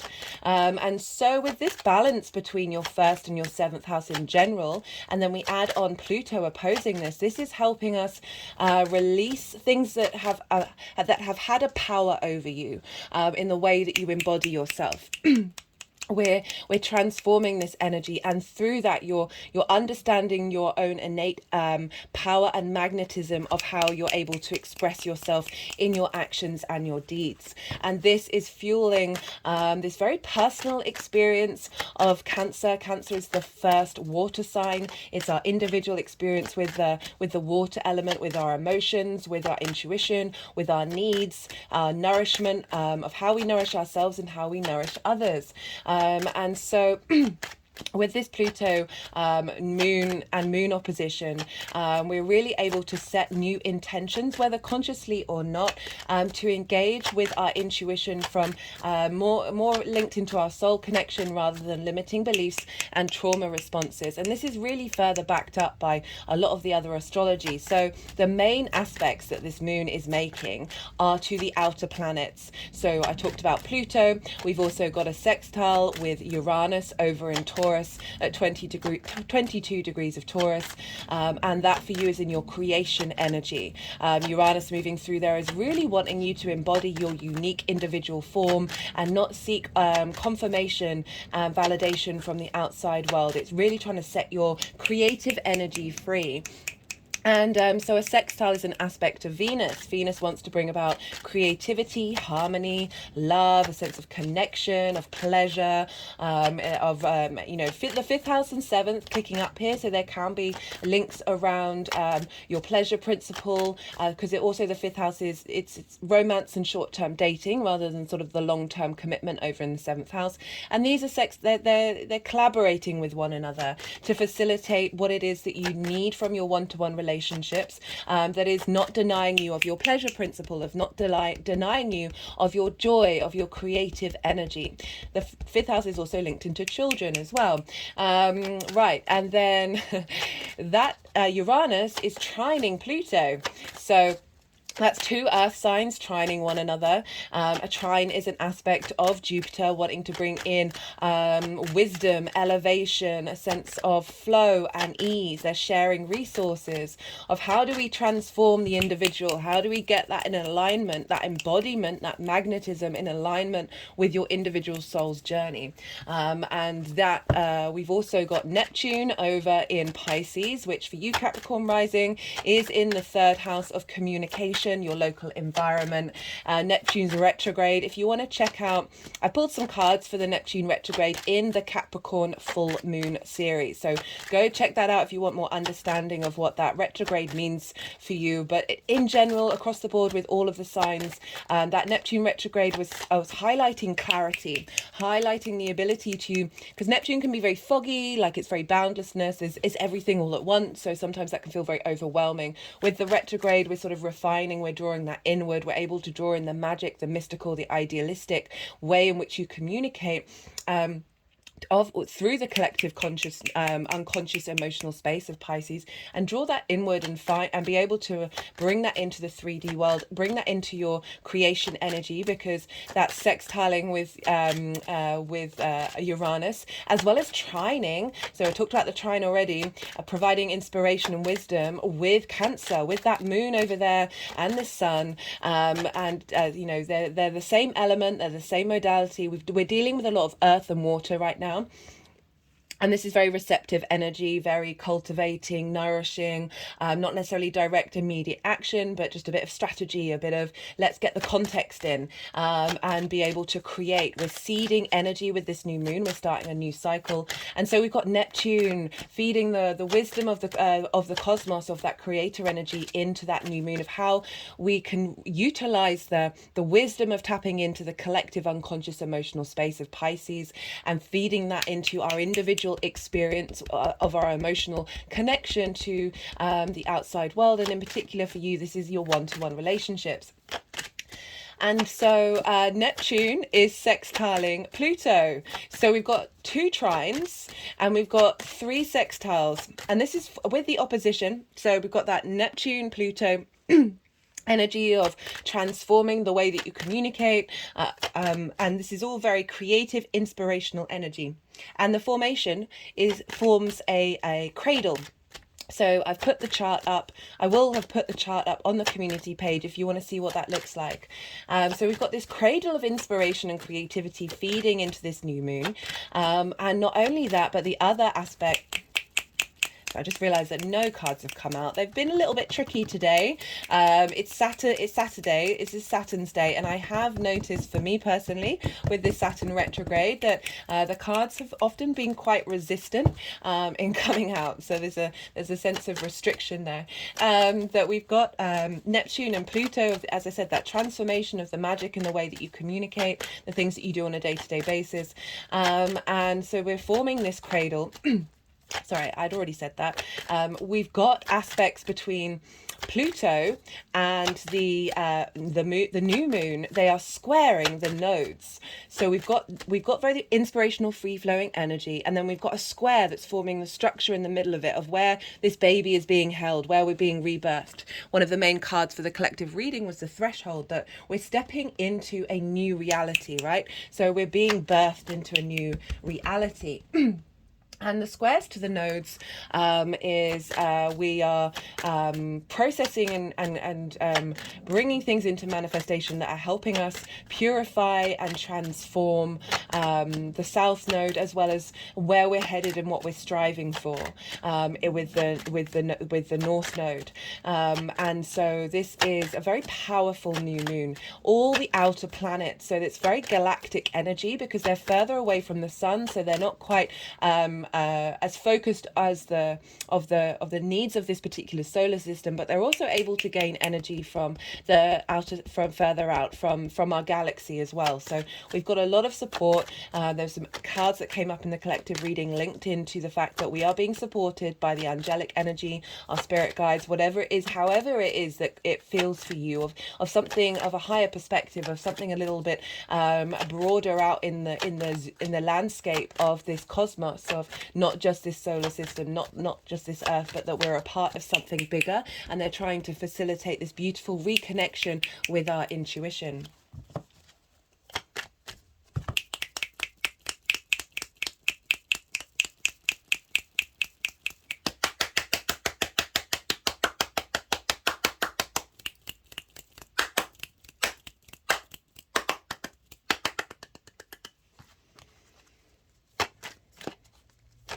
Yeah, very often.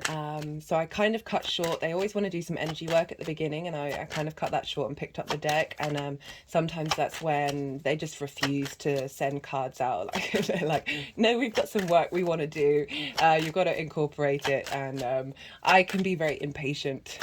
I can be a very impatient person. Right. So what else did I want to talk about? Well, for those of you who are regulars, you may have seen the Aries new moon. There were 2 Aries new moons this year, and the second one was a hybrid eclipse. So it was very close to the nodes, but the nodes were still in Taurus and Scorpio.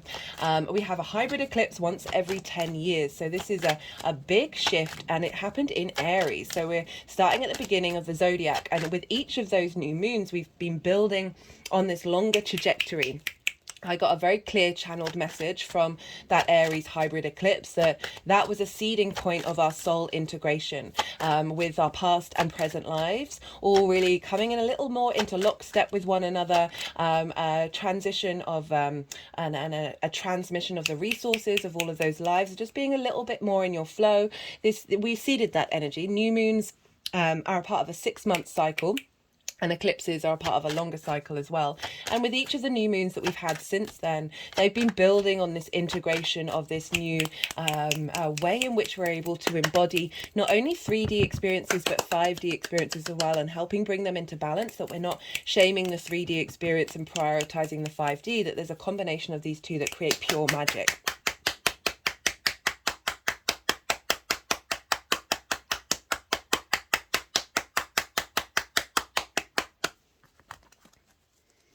So this Cancer new moon is squaring that Aries new moon. It's very common with eclipse cycles that the eclipses in where they are and the signs that they're in, they instigate things, they're starting things and closing things. Whereas the moons that happen that square those eclipse cycles, so for the last 18 months we've had those squares in Leo and Aquarius, are oftentimes when things start showing up, manifestation energy of the square starts getting really embedded. And so we've got this new moon in Cancer that is squaring that Aries new moon that we had a while back. And so this really does seem like quite a significant new moon. We're also for the next 18 months, because depending on how you calculate the nodes, there's the true nodes or there's the mean nodes. The true nodes, the nodes will have already moved into Aries and Libra, and the mean nodes, they will be moving into Aries and Libra 2 hours after this new moon. And the moon and the sun are the way that we understand where the nodes are. So the fact that we've got this new moon in the sign of the moon, right? So Cancer is ruled by the moon, that we've got this very intense new moon happening around the time of this nodal shift, really sort of marking this transition phase. We have a lot of powerful energy that's happening around this new moon that is really quite unavoidable of the impact that this new moon has the capacity of instigating and seeding this energy for the next 6 months. And so yeah, all the moons in Cancer and Capricorn for the next 18 months are going to be acting as squares. So you have all of this energy if you're Capricorn rising, you have all of this energy in angular houses. That's 1st, 4th, 7th and 10th. And these are very pivotal points in our chart. They have a lot of weight to them. They mark big changes. And so this is going to be impacting you intensely over the next 18 months. And I really love how the main message that came through for this Cancer new moon is really finding emotional balance and groundedness in the way that we deal with our emotional responses, being more mindful of them, and really being able to harness and understand and appreciate our intuition and be able to spot it a lot more. So just having a bit more clarity in that regard. And I love that being a setup for this next 18-month cycle. A couple of days after that, Mars on the 20th is going to be opposite Saturn. So this is one of the first major transits of the personal planets with the Saturn retrograde. You have Mars over in Virgo, which for you is how you map yourself out in the world. It's your philosophies. It is your perspectives, and there's lots of things going on in the 9th house, opposing Saturn that's in your 3rd house of communication and your local environment. And this combination of these two planets is really, there's not necessarily that there's a lightness, but it doesn't feel dramatic. You're able to find the motivation to find the small details and understand the healing process of how you see yourself in the world, that is facilitating the long-term legacy of Saturn, reevaluating your commitment to your communication and your local environment and your day-to-day. and also sort of facilitating learning. So we've got a lot of that going on a couple of days after this new moon. So all of that energy, this ability to, you know, Mars in Virgo is like you're able to keep going, you're able to get the jobs done that need to be done. And Saturn is about legacy and commitment to work. So these two together, they're really facilitating one another. And then Mars is going to trine Jupiter and then trine Uranus. So we've got a lot of support over in Taurus for you, following that opposition. And then 2 days after that, Venus on the 22nd of July is going to go retrograde. That's a big deal for everybody. I really recommend checking out, I can't believe you've only got one card. I really recommend checking out the Venus retrograde series video, because she only retrogrades, last time she retrograded in Leo was 8 years ago, and she retrogrades the least out of all of the planets. So when she does,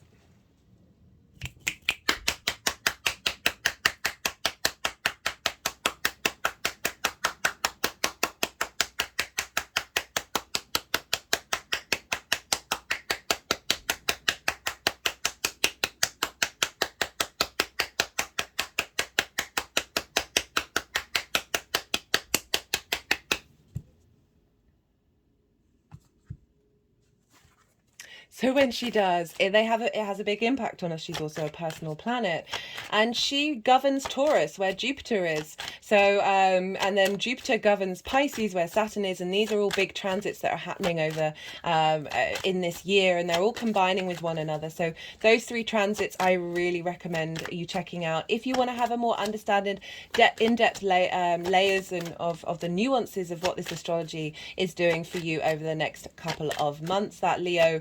That Venus in Leo retrograde is definitely a big one. And yeah, so Venus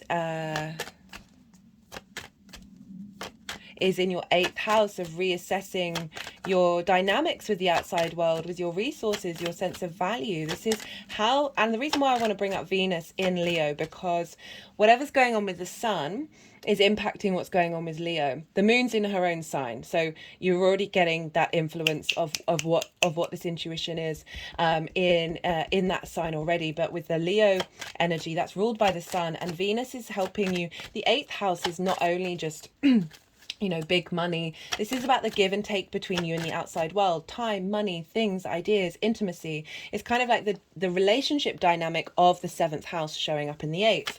And so Venus moving through there is really helping you reboot and revisit and reanalyze and start a whole 8-year cycle of how you are, how you are valued, really, and how you value yourself in the give and take between you and the outside world. So that's having an impact on this 7th house placement as well. So this 7th, how does this new moon in the 7th, like said, whether you may be watching this after the event, and it really doesn't matter, that energy is still there. That energy is still very much there. We're not missing out on the messages or the energetic transfer.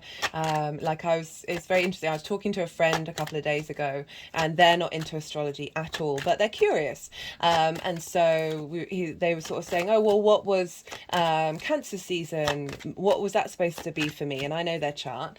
And it so happened that they were traveling at the time, and they have Cancer in the 9th house. And they were helping change their perspectives and just reassessing how they map themselves out in the world. And it was just like so spot on of the astrology that you know, you're still going to be embodying it, whether it's an unconscious level of what's going on over this new moon. But it's a great time to sort of clear the decks emotionally, make some peace with emotions, and allow them to flow through you without getting trapped in them. And this is a really wonderful space of, as I said, like sometimes our intuition, I mean, it's my personal opinion that our intuition can struggle to come out if it's having to go through a labyrinth of trauma responses and limiting beliefs. Okay, so part of it may come out and be on point, but there are other parts that may be a bit distorted. And this new moon feels like a clearing of that distortion, particularly because of that Neptune retrograde, because that is coming from Pisces, the collective emotional unconscious, helping us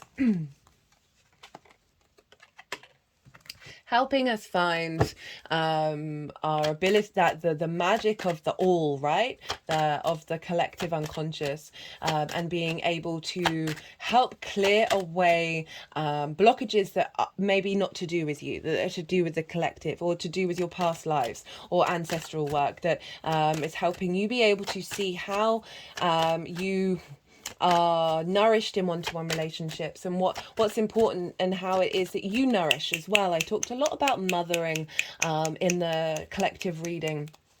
Because Cancer, the moon is often linked into the mother, and so we all have mothering instincts within us. It's not gender specific, and sometimes they can be distorted. Everything can be distorted. It's not just that, but like really working through. There was an amazing poem that I read out. From the Prophet, which is a fantastic set of musings by, I butchered the name before. One second.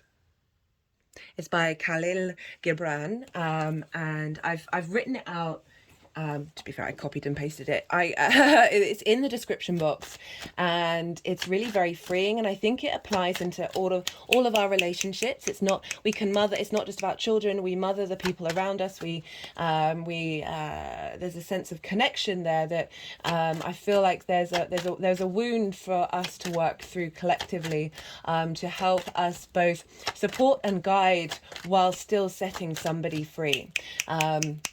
And so issues around the mother may come up as well during this transit, because we are dealing with the moon, and really being able to transmute and shift energetic interference with our intuition, and really being able to see that a little more clearly in this lunation. Is there anything else that I wanted to say? I think that's kind of everything that I wanted to say off the top of my head. Look to where your moon and your sun are in your chart, because wherever they are, and the signs that they're in and the houses that they're in, are going to add on a layer to how this transit's going to show up for you, and what you're sort of tapping into, because that will. Wherever they are, they sort of have a dominance, and the themes of those houses have a dominance over what your relationships look like. So that may be interesting for you on a personal level, and to take a step away from the sort of the general reading, or add on to it, of looking at your own chart for this. It's happening at 24 degrees, 56 minutes.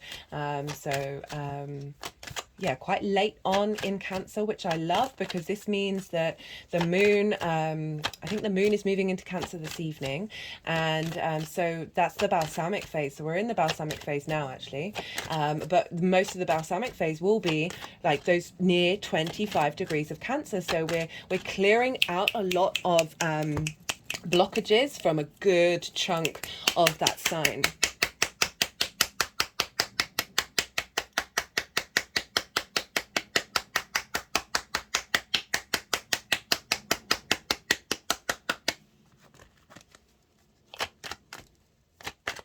Right, I'm going to go quiet now, unless I get any more intuitive channeled hits to come through. Okay, they put the deck down, so obviously the cards have come out that need to come out. But I am going to go a bit quiet, because I'm going to let the energies do what they need to do some energy work. They're going to move the cards around, and when they move the cards around, my brain just goes a little bit blank, and so it's a bit difficult in those situations to channel, think and talk at the same time. But you've just had loads of information, and this is a time of just letting that all settle.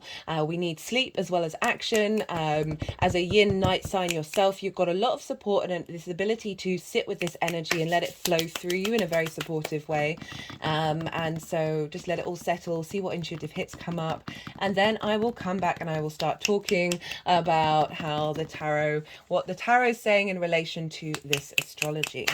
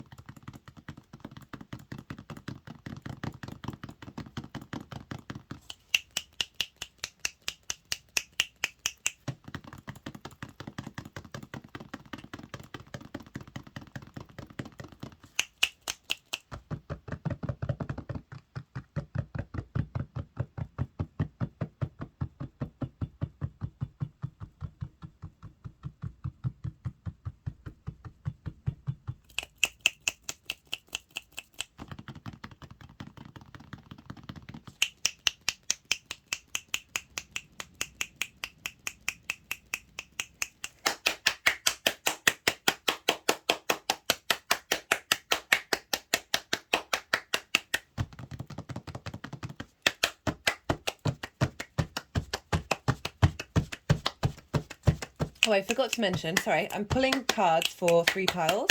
The first pile is sort of the trajectory from that full moon in Cancer that we had at the beginning of the year that felt like a lot of deep healing was done during that full moon. So that's the first pile. And then the second pile is this new moon and what the energy is coming through with that. And the third and final pile is how this energy is manifesting moving forward.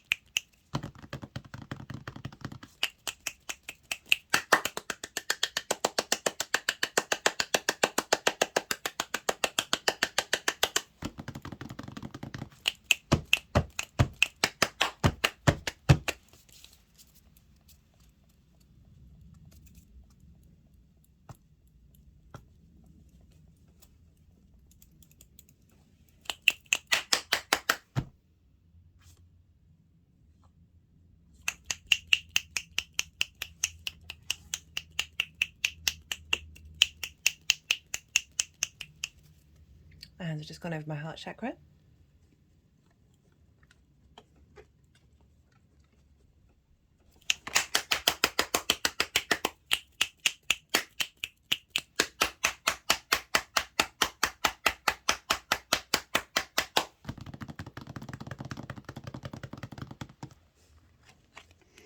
So for the energy leading up to this new moon from that full moon, we've got the Page of Swords. The Page of Swords, you can see like they're looking backwards, but their whole body is about to propel to move forwards. This is sword energy. This is mind, constructs, ideas, thoughts, seeking clarity.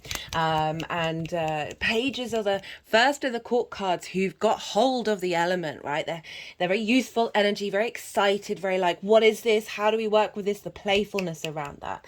But the Page of Swords is kind of like, okay, let's look to the past. Let's try and understand it and not let those constructs block us moving forward.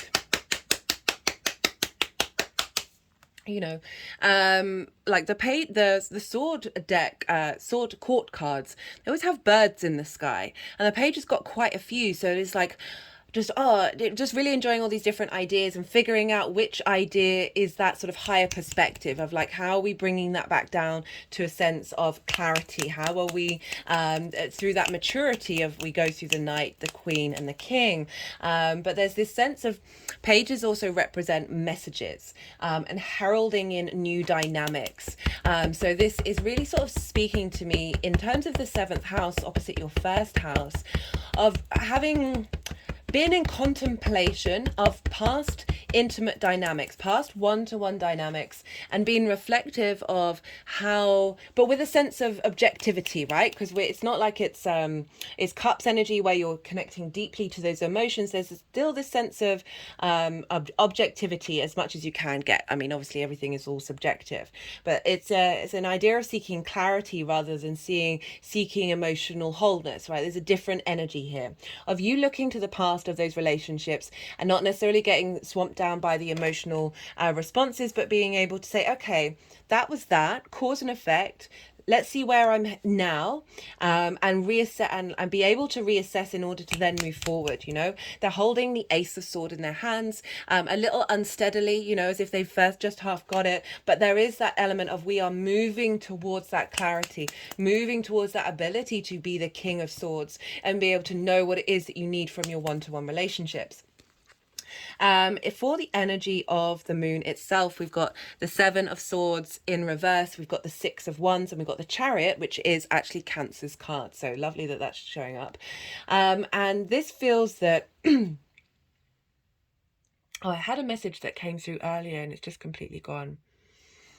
There's a shift in dynamic in the way that you're thinking about things. So I like how we've got sword energy, then we've got sword energy, and then it's sort of expanded upon with this passion, with this fire energy. Of the 7 of Swords is essentially, this figure is stopping the war, right? So they're stealing away the 5 of Swords, and if you know the tarot, the 5 of Swords is one of the most difficult cards in terms of there's a lot of conflict energy, and it's like, winning at what cost? Are we staying in victim mode or bully mode? And the 5 of Swords, he's taking those away, right? And leaving you with the 2 of Swords, which is about opposing forces, but it's more about being not being fully at a space to make a decision, but going inward. You know, the figure is blindfolded. There's calm waters in the background. There's a sense of seeking through meditation, through being still, of being able to find another way of working through conflict. And that can be conflict with yourself in the value that you feel, the true value that you give to one-to-one relationships. That can be all sorts of things and very specific. But you see here, there's a yellow card. It's yellow, right? It's representing the sun energy. So finding some inner understanding of what it is that you need to surrender to be able to move through conflict. And it's coming with the Chariot and the 6 of Wands. That so rather than like the Page of Swords, which is kind of second guessing themselves, right? They're looking back and forth. It's not a bad energy, but it's engaging in both the past and the future. And then we've got the Chariot here of saying, okay, we're having a switch up. We're having an internal. Okay, what's just come through is that this is removing conflict energy around your intuition. And how you're then left with the Two of Swords, where you're able, through tapping into your intuition of the moon of Cancer, tapping into that, your personal experience, you are then able to find the answers. And we've got this with the Chariot. So the Chariot represents all of the it's got the Magician's wand. It has the moons of the High Priestess, the background of the Emperor, the crown, a variation of the crown of the Empress, and we've got the yoni and the lingam with the Spirit representing the Lover's card. Of through a culmination of all these things coming together, you're able to move through life with more confidence. There's a sense of feeling protected, but you're still able to move, okay? You're not denying your reality, but you're more confident in how you can work with it. And so you see here the figure doesn't have any reins to govern, to guide the yin and the yang sphinxes of that light and that dark, and but it's through that will. This is a victory card, this movement forward of, you're an awareness of all the resources that you have, right? So all the stars, all the astrological symbols, that there's been a removal of those blockages, and you are now cultivating. This is seeding, this is new moon energy. You're cultivating this energy of confidence and embodiment of your intuition, and that nourishing quality that comes with Cancer. And the crowning energy is this victory card. This is the Six of Wands. There's a sense of being celebrated, being seen, being validated from the actions that you've been taking. So it could have been that you've been working through ideas and blockages linked around of not being valued and not being celebrated, right? With this card coming up. And this is acknowledging through understanding or yourself and having an inner command, that those one-to-one relationships, you're no longer seeking that validation. You are just still taking the actions that you need to do in order to facilitate not only yourself, but the community, because we've got all the people in the background. And that's a really healthy way of engaging it. And through that we're not seeking it, and therefore it comes towards us, right? And that validation comes up. We all struggle with that in our one-to-one relationships, so I'm not surprised. But this is really getting an attunement, as I said, with that intuition that then is seeding this energy that the actions that you take are going to be celebrated and validated, even if it may not necessarily feel like it in the very moment. This is energy is being seeded of strengthening that intuition. And this is really kind of backed up by the fact that we've got the King of Cups and the Ace of Wands of how this energy is moving forward, right? So the King of Cups came up in the collective reading. I love the King of Cups, right? So I always like to point out there's a sea monster over there about to go and attack this ship. The waves are really rocky, but the king is just chilling on its throne, this stone throne that's floating on the ocean. Like, it's going beyond belief, this ability to have emotional control. And through that emotional maturity, you are able to utilize your intuition, your creativity, your imagination, and being able to embody it through the actions that you take.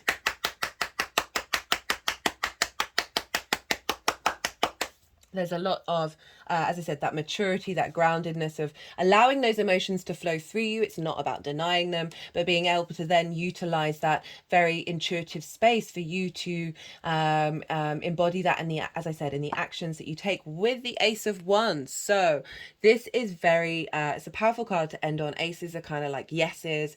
They're validating and affirming your needs as well, because it's not just about other people's needs, how your needs are going to be cultivated, and there's going to be a sense of passion and drive and confidence, and with this new development in how you engage in your one-to-one relationships and the kind of relationships that you're drawing towards you as well. There's a real sense of maturity coming in and appreciation. Aces, as I said, they're sort of they're the beginning of the suit. There's an intensity of the purity of that image.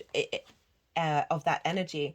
For those of you who are in relationships or seeking a relationship, this can very much hint at this new moon is seeding a new development, a sense of emotional maturity in the relationships that you have, that isn't denying your creative spark, isn't denying your passion and your drive and your confidence in being able to engage in those one-to-one relationships as well. So also potentially seeking someone coming in who's a reflection of that. Right, I'm going to pull some clarification cards for you, Capricorn. You being very mature in your relationships and being able to facilitate others as well is can very much be a thing, and just really being able to share your wisdom, your emotional wisdom, with those one-to-one relationships. And the more that we do that, even if it's just by the actions that we're taking and not like through like direct, well, that is communication, but that vibrational frequency is then available to other people. But definitely a sense of however it comes about, whether it's an internal validation of self in those relationships or it's coming from other people as well, of really just giving you some support if you need it at this time, from an internal and external space. And that's all being seeded for this next 6-month cycle. So beautiful energy. Right, this is the numerology deck. All the decks are in the description box. Wow, we've got abundance come up, and that's I mean, that's pretty powerful. That there is a sense of these relationships providing that sense of abundance, or you just feeling very enamored in the way that you express yourself in those relationships as well. That there isn't a depletion, there isn't this sense of lack in if like that can be your business partners, your one-to-one clients, as well as your intimate relationships in terms of your friends and a like more committed relationship. That there's just a sense of maturity and virility, while also the flow and the wonder of abundance energy, right? You know, if you think about love energy, that's that in every action that we do. It doesn't just have to be our romantic relationships. When we give from a space of love, and that means loving yourself as well, that we're able to tap in to this abundant field. We've got the diversity card and blending. They're wanting to focus on the word blending. So this card over here, the self, they're just putting the point of it, the blending, over the pearl. I read that card in the collective reading, so maybe go check that out. It's a blending of all the facets of who you are that may have been in a state of conflict, or may have there's an element of not necessarily that the integration, it takes a while to integrate the self, that through that integration of self, that transformation of self, of Pluto being over in your first house, that this means that you can move through those one-to-one relationships with that abundance, with that ease, with that that confidence and that maturity, blending of lives, past lives, and finding that intuition and that emotional connection ripple out across the timelines.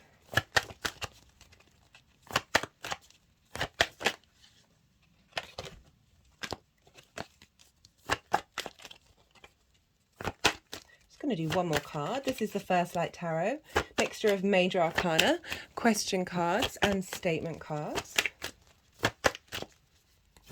as well as keywords like the diversity.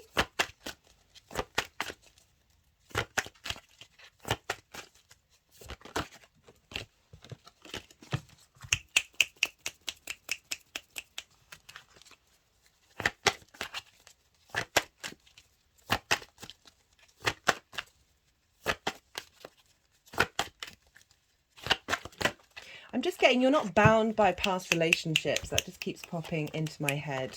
And that through acknowledging and respecting the journey that you've been on, you can make peace with that, and open up to new dynamics. We just got the star. Potential, success, happy endings, promising beginnings. It's also about deep emotional healing. It's about hopes and dreams of really knowing your own inner star energy, and being and allowing that all to blend and work together rather than work against you. That is helping you just move with more ease and more maturity in your one-to-one relationships. Is definitely the message that I'm getting through with this one. Okay, Capricorn, I'm going to leave it at that. If any of this resonated, if you felt like this gave you some perspective, you see this showing up in your life, don't forget to hit the like button. There's lots of other things that you can do to help the algorithm push this channel out there. It's a growing channel. Leaving a comment, even if it's just an emoji, or let me know what sign you've been checking into. As well as watching this video all the way till the end, and there's lots of different things that you can do, and I really do appreciate all of those of you who do that. But it's obviously not a requirement. That's such a silly thing to say. Be good to yourselves, Capricorn. Be good to those around you, and most importantly, be well until we meet again. Sagittarius rising. How you doing, Sag? For those of you just tapping into the Sagittarius energy and it's not your rising sign in the first house, look to what house that's Sagittarius falls in, the themes of that house, and apply those themes to the messages that come through. Take what resonates, leave what doesn't. It's as if that Sagittarius energy has now moved to the first house. In general, regardless of whether Sagittarius is your rising sign or not, Sagittarius and Cancer energy, they are what's called in conjunct, right? So traditionally, they don't have any of the three main themes of how these signs relate to one another in common, right? Sagittarius, you are mutable, fire energy. You are yang, day in nature. And Cancer is cardinal energy, and it's water, and it's yin, night in nature. So it's as if you're having a conversation with somebody and you think you've got absolutely nothing in common, that you're never going to see eye to eye. It's all very frustrating. It can be difficult, can be a lot of crossed wires, just like, this just feels awkward, and you don't know how to work with it. Inconjuncts take a while to work with. Once we are aware of this this potential, they're just when the signs have things in common, the flow of information is a lot easier, okay? It doesn't mean that an inconjunct isn't an actual benefit and wonder to your chart, okay? We all have them, and but it just takes a little bit more hard work, a little bit more effort, to put in the time to sort of understand where that energy is coming from, and then be able to then find the magic of these very different things working together. And when we're able to do that, that's when the magic, the maverick energy comes through, colouring outside the lines, thinking outside the box. And goodness me, I need to find myself some better phrases than that, because it just makes me cringe and thinks of like higher management. What was it like? Oh, anyway, just nonsense words. But this is really, it's like, I'll always link it into hopping on one leg, patting your head, and moving your hand around on a circle on your belly. I don't know if you did this as a kid, but this was definitely a thing that was part of my generation. And it can be really difficult to do. Actually, human beings do struggle to multitask. Not all of them. Some of you are really good at it, but there's something about when you're doing different things that don't seem to work together that can just feel very awkward. But when we do these things, I should actually start practicing that, that when we do these things, like our neurons in our brain are setting off, going down different pathways and working in very non-traditional ways that then provide new pathways and new ways of thinking. That's when we're able to break free of paradigms and work and break the cycles, is when we work with in conjunct energy. Okay, but this moon might just feel a little bit off kilter. But if you understand that that's what's going on, you're able to sort of work with it and go, okay, well, how do I tap into that energy? How do I see how this feels with your Sagittarius energy, and see what connections you can find? It'll all be very personal to you. I might do a series on inconjuncts, and sort of like how to work with them. Right, so you got this new moon in Cancer for Sagittarius rising. This is in your 8th house. So this is in conjunct your 1st house, and your 1st house is you, the self, how you embody your sun or your moon in your actions and your deeds, depending on if you've got a day or a night chart. This is your body, your appearance, your character, your vitality. It's often how other people see you. And it's in conjunct with this Cancer energy in the 8th house, because the 8th house is the outside world's resources, right? Sometimes that can be a little bit discordant to the way that you want to embody yourself, right? So they're not necessarily going to be on the same page, because you're dealing with quite a collective energy. And this is, so it's like big outside world resources. It's often linked into sort of chunky money, sort of inheritance, car loans, mortgages, these sorts of things, bonuses from work, just like big chunks of money rather than your income, your monthly income, or like your resources and how you make your money, which is the 2nd house, which it opposes. And it's also linked into not only 3D inheritance, but cosmic inheritance. The energies always want to make sure that I prioritize that, because this is what we're sort of channeling on this channel. And it's the give and take between you and the outside world. Time, money, things, energy, intimacy, ideas, all of these things. And it's, so the 7th house is sort of those one-to-one relationships, and the 8th house is how the dynamic of those houses show, of that exchange between you and the other and the outside world shows up. So you can, maybe seek, what have you got? You've got, my brain has gone blank. You have Gemini in your 7th house, so you can seek people who, they're maybe a bit more playful, a bit more wanting to engage in information and be, and like discourse and conversation can be an important thing in your relationship. But the 7th house, the 8th house is how that give and take is reflected in that dynamic. Okay, so this is Cancer. This is our emotional, personal, emotional response to the outside world. It's ruled by the moon. The moon is linked into our needs, how we nourish others, how we nourish ourselves, as well as our intuition. So having Cancer in the 8th house is helping. This new moon is really, it feels like such a strong elevation of our intuition and the way that we nourish ourselves and those around us. The 8th house, I always like to highlight how this is where it can be. So sometimes we give too much or take too much. There can be an imbalance in that dynamic. We can seek things from the outside world that stop us from doing the things that we need to do, because we feel like we need those resources, and we get frustrated if we don't have those resources, and we feel hurt and rejected and abandoned. The 5 of Pentacles often comes up in these transits in the 8th house, of where we just feel left out in the cold. And I always say, just, this is part of my own journey of having to explore that dynamic of very much feeling that the give and take between me and the outside world has been out of balance, and like I've had to make peace with that and stop seeking it, right? And I've seen that transform my ability to be able to navigate the outside world, be more comfortable in it, and be more in flow with it, and find wisdom in what it's actually trying to teach me. My hands have just gone over my heart chakra. Sorry, today's video, I'm recording it on Saturday, which is Saturn's day.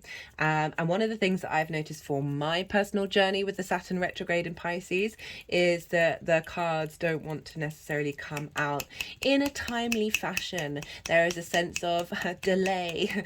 The retrograde, we're going back over things. It's sort of a revisiting, but it's the slowness, the going backwards. It just feels very, very connected. Compared to yesterday's video where everything was flying out. It's so interesting how the astrology affects everything.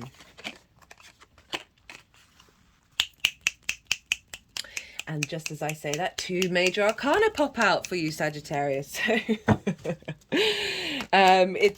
So I guess that's kind of like an example of like what I expect from the outside world, i.e. the energies that I channel, and the dynamic between that and the moment I sort of surrender and stop sort of thinking, oh, they should be coming out now, they should be coming out. This is what I want, this is what I need for the public in order to not waste your time. And then as soon as I sort of like, oh, well, this just is what it is, that's when things came flying out. That this new moon is helping us be able to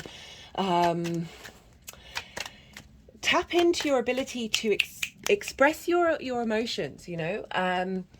Having Cancer in the 8th house could kind of feel like the outside world is allowed to embody their emotions, and you might have a blockage around that. It will all be very independent of your chart and where your moon is. Look to where your moon is, because that's going to have an impact on your ability to tap into that. I have my moon in the 12th house, which is often my feelings are hidden from me, or they're very, very, very private. That's what's called inverted. So it's the opposite way of an inconjunct. Right, so the inconjuncts are on the other side. The eights, inconjuncts are 8s and 6th, inverted are 2nd and 1st. So they don't have they don't have easy communication with other parts of the chart, and they don't have easy communication with your embodiment of self, which is the 1st house. So there can be a sense of this new moon coming along and helping you clear out restrictions around your ability to understand and express your emotions on a very personal level. Yeah, across the board, the vibe for me is very much a boost in our intuition and a clarity of it. I talked about in the collective reading. Okay, I really recommend that collective reading, because this moon just feels it's very primal, but very like yeah, it's just words have obviously decided to just leave my brain, so that's fine. There are other transit videos that I'm going to suggest later on in this reading, but so I talk about intuition, right? So like some of us are really good at our intuition, others like we don't even know what that is or how it feels. It's, you know, your chart is going to have an impact on that. That's just facts, right? The way I see a lot of our intuition, and it's a lot of work that I do in the counseling that I do, is like seeing the blockages, the trauma responses and limiting beliefs, of seeing how the information that our soul, our intuition, our creator energy is trying to express us through us is kind of like going through a labyrinth of trauma responses and limiting beliefs. So what comes out sometimes can really be on the money, and other times it can be distorted, and there may be part of it that's been accurate, or other parts of it that are just like it's had to navigate a certain amount of interference and like static, that maybe not static, but certainly just sort of a quagmire-esque energy that it's got to work through, you know. If you link into the sort of the element of chi, right, this energy like qigong and tai chi and all of that, of like that is our energy field. The more that we work on that, the more our intuition is able to just to be fully embodied in the whole of our body, the more clear our energy is. And that reminds me, I really should start up a practice of Tai Chi, because that stuff is legit. No, Qigong. Tai Chi, I think my brain can't get that regimented, but... what was I saying? Yes, so this new moon across the board really feels like we're clearing away a lot of those blockages, and the reason why is because Pluto is opposing this new moon. Pluto has now moved to back into Capricorn, and this is the last new moon in Cancer where there's going to be an opposition with Pluto in our lifetime. So this is. This is really marking a big transformation. Pluto's transformation, power, magnetism. It can be linked into obsession and control. And I feel like all of these things are showing up with this new moon, but we're releasing and letting go of the authority that some ideas, some constructs, some limiting beliefs may have had authority over us. You have Capricorn over in your 2nd house, Sagittarius rising, of your resources. So it's opposing this new moon of how you make your money, how you value yourself. Most importantly, really transforming that, the final boost from Pluto. I love the Plutonian energy. It's quite something. Admittedly, it shows up on the main stage in quite a dramatic way, but on a personal level, it is a phenomenon. And we have this so we're truly transforming blockages around how we value ourselves, which is going to be a key thing of why our intuition isn't coming out properly, right? as well as Pluto not only represented transformation, but also he ruled the underworld, you know, under the ground, right? He ruled traditionally like gems and precious metals and resources that were dug up from the earth, right? Capricorn is collective legacy energy. This is the long-term cycles of the human being, of really like bringing up to the surface the magic, the wealth that you have within you of your legacy in this particular lifetime. And then how is that embodied in an emotional, personal connection to your intuition? And having those in alignment is just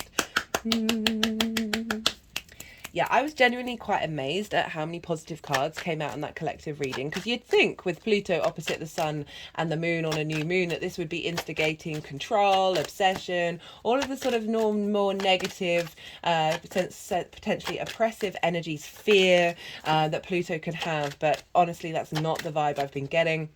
This moon, the main aspects that it's making, oh my goodness, I forgot to mention Chiron in some of the other readings, right?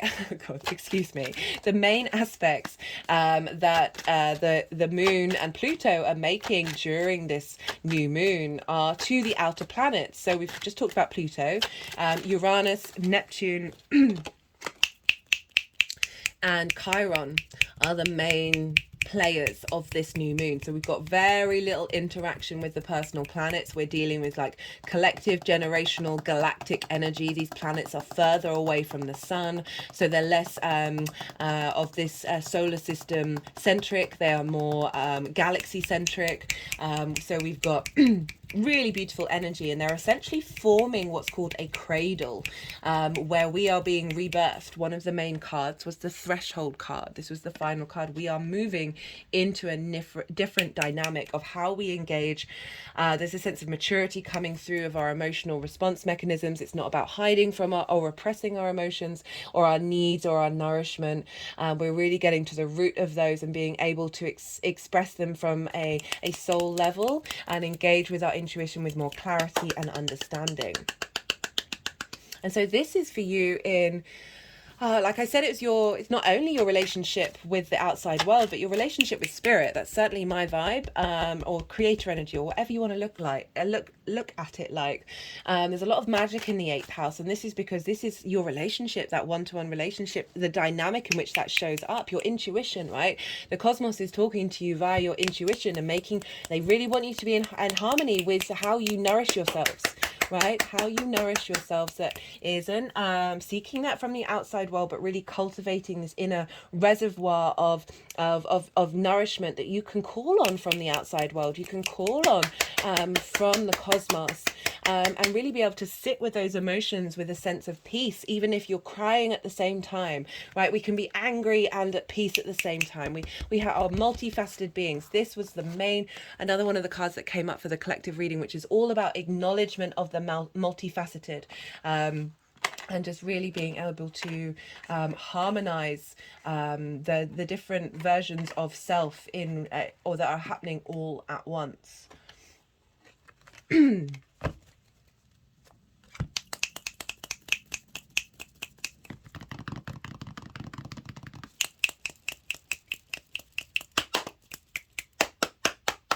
was just thinking about that 8th house and Cancer being there, of because it's in conjunction Sagittarius energy, it could feel that your needs aren't being met by the outside world, right? Your ability to, like, your intuition may be it's both a blessing and a difficulty of being able to determine what's your intuition and what's the outside world, right?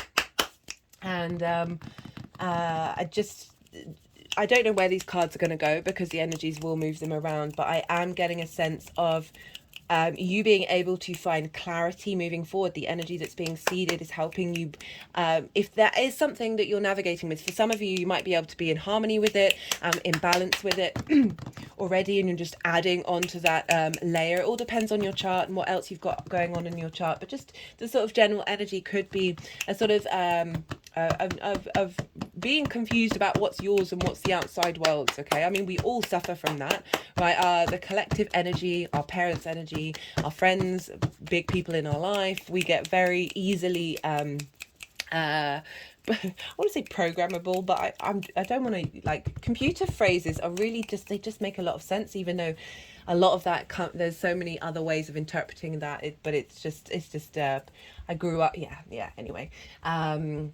We get more subject, what's the word, influence, there we go, we get influenced by the outside world, and I could just see that being something that needs work, but also the great reservoir you have of being able to, through your individual emotional experience, being able to translate the needs of the world as well, and really get that yeah, that's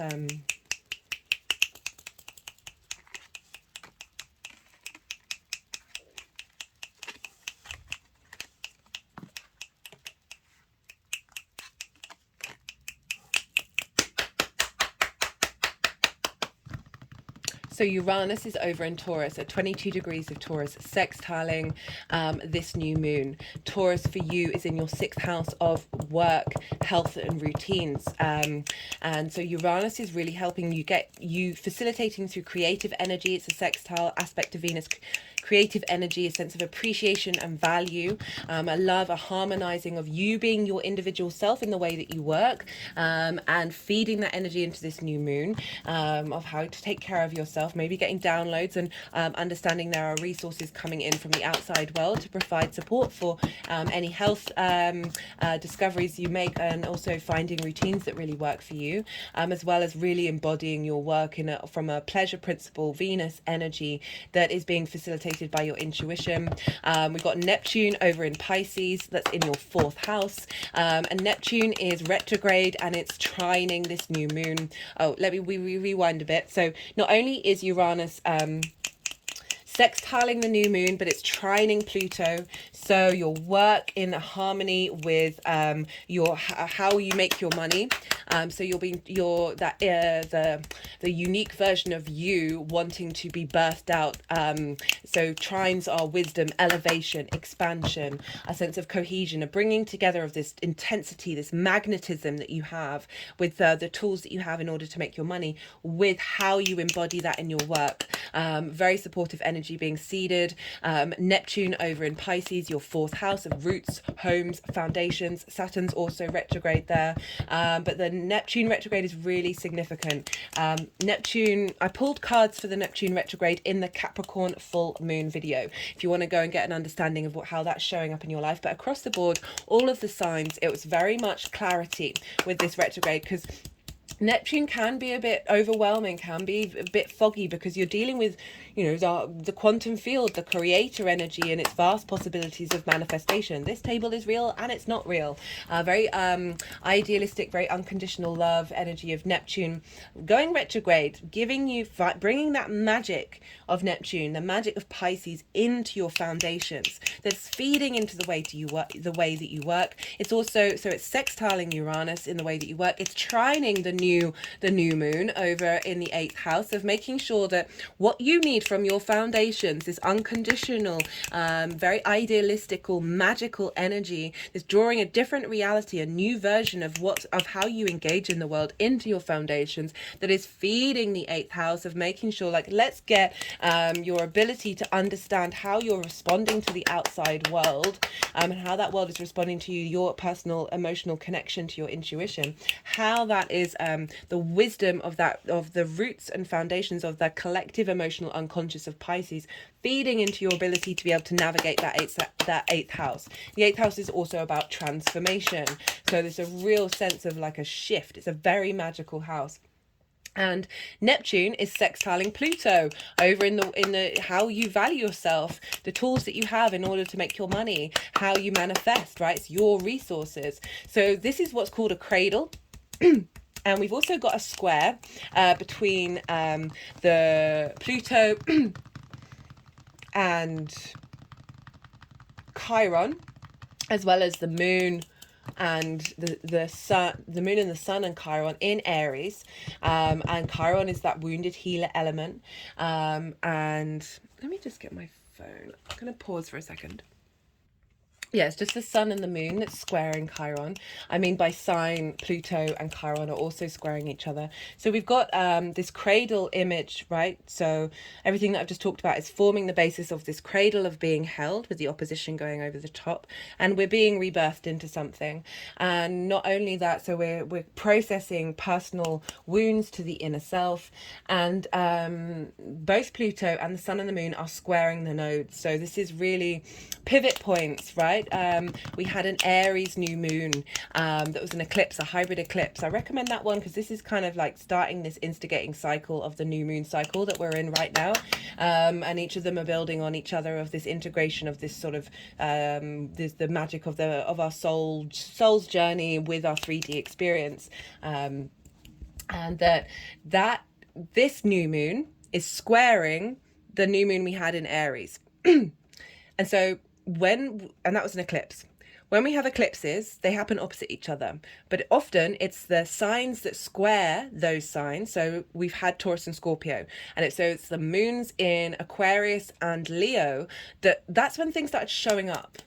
You know, it varies because eclipses are a big energy. They have the capacity of breaking out of that. But just in general, when we have the moons that square initiating moons, that is an aspect of Mars wants to bring friction, and it's a manifestation energy of bringing things into life. This new moon in Cancer is squaring where that Aries new moon was. So it's really got a kick to it. Of us finding a sense of inner strength and inner harmony. Okay, look to where your moon and your sun are in your chart, because this will give an add-on, a personal level of how that's showing up in your life, because wherever your moon is governs Cancer. So wherever your moon is, the themes of that house are going to influence what's going on in the sign of Cancer, and the sun as well will influence Leo. And also bring up themes around what's going on with this new moon as well. Speaking of Leo, the three, it's three and it's kind of four, but there's 4 transit videos that I really recommend.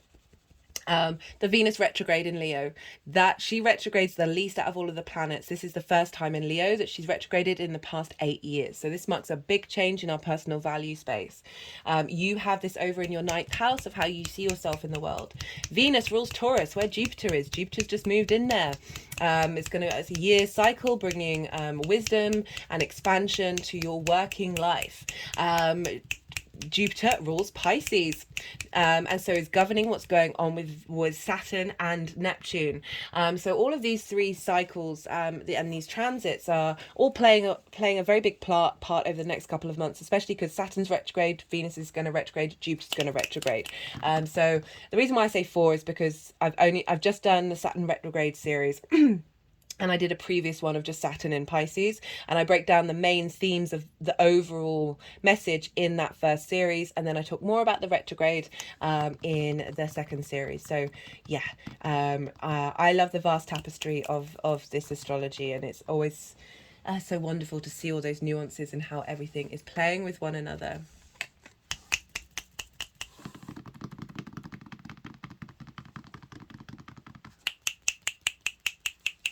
Right, so I'm going to go quiet now. This is a good time to let it all absorb.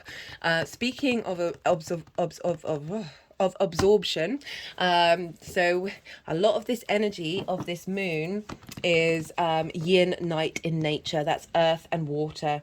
You're a fire rising sign, or you've got fire placements, and fire and air, they're yang day in nature, so they're not bound by gravity, so there's a faster movement. It's more action based, like direct action, whereas the water and earth, they take their time, they cultivate, they observe, right? So if you've got a lot of fire and air in your chart, particularly if for Sagittarius risings, this might feel like energy that's unfamiliar to you. It all depends on your chart. If you've got water and earth in your chart, you're not going to be so discombobulated, but there's a chance that you may well be so. I just want to bring that up to let you know, and really just allow yourself to sit with it. I feel like we've all kind of been adjusting to the earth and water energy, because Saturn and Jupiter are in those elements, are really giving us this space to slow down. The reason why I mention it is because now this is the rest moment in the video where you've just had loads of information. You've had all that direct action, And now it's time to let that all settle. We need our sleep as well as our action. Let that all settle and cultivate, and see what intuitive hits are coming up for you in relation to this moon, about everything that's been going on, and just let it all settle. And then I will come back to you when they finish doing what they need to do, and I will bring in the tarot with everything that I've already spoken about.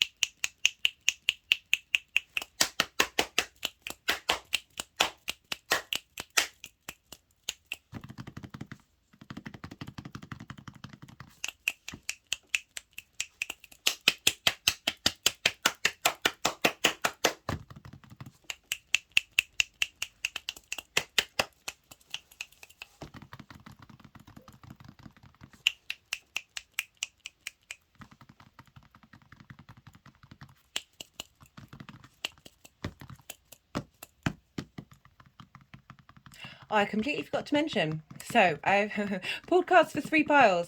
The first pile is sort of like the energy from the full moon that we had in Cancer at the beginning of the year leading up to this new moon. The second pile is the new moon itself. And then the third pile is how, because this is a new moon, so we're seeding energy of how this energy is going to cultivate and manifest moving forward.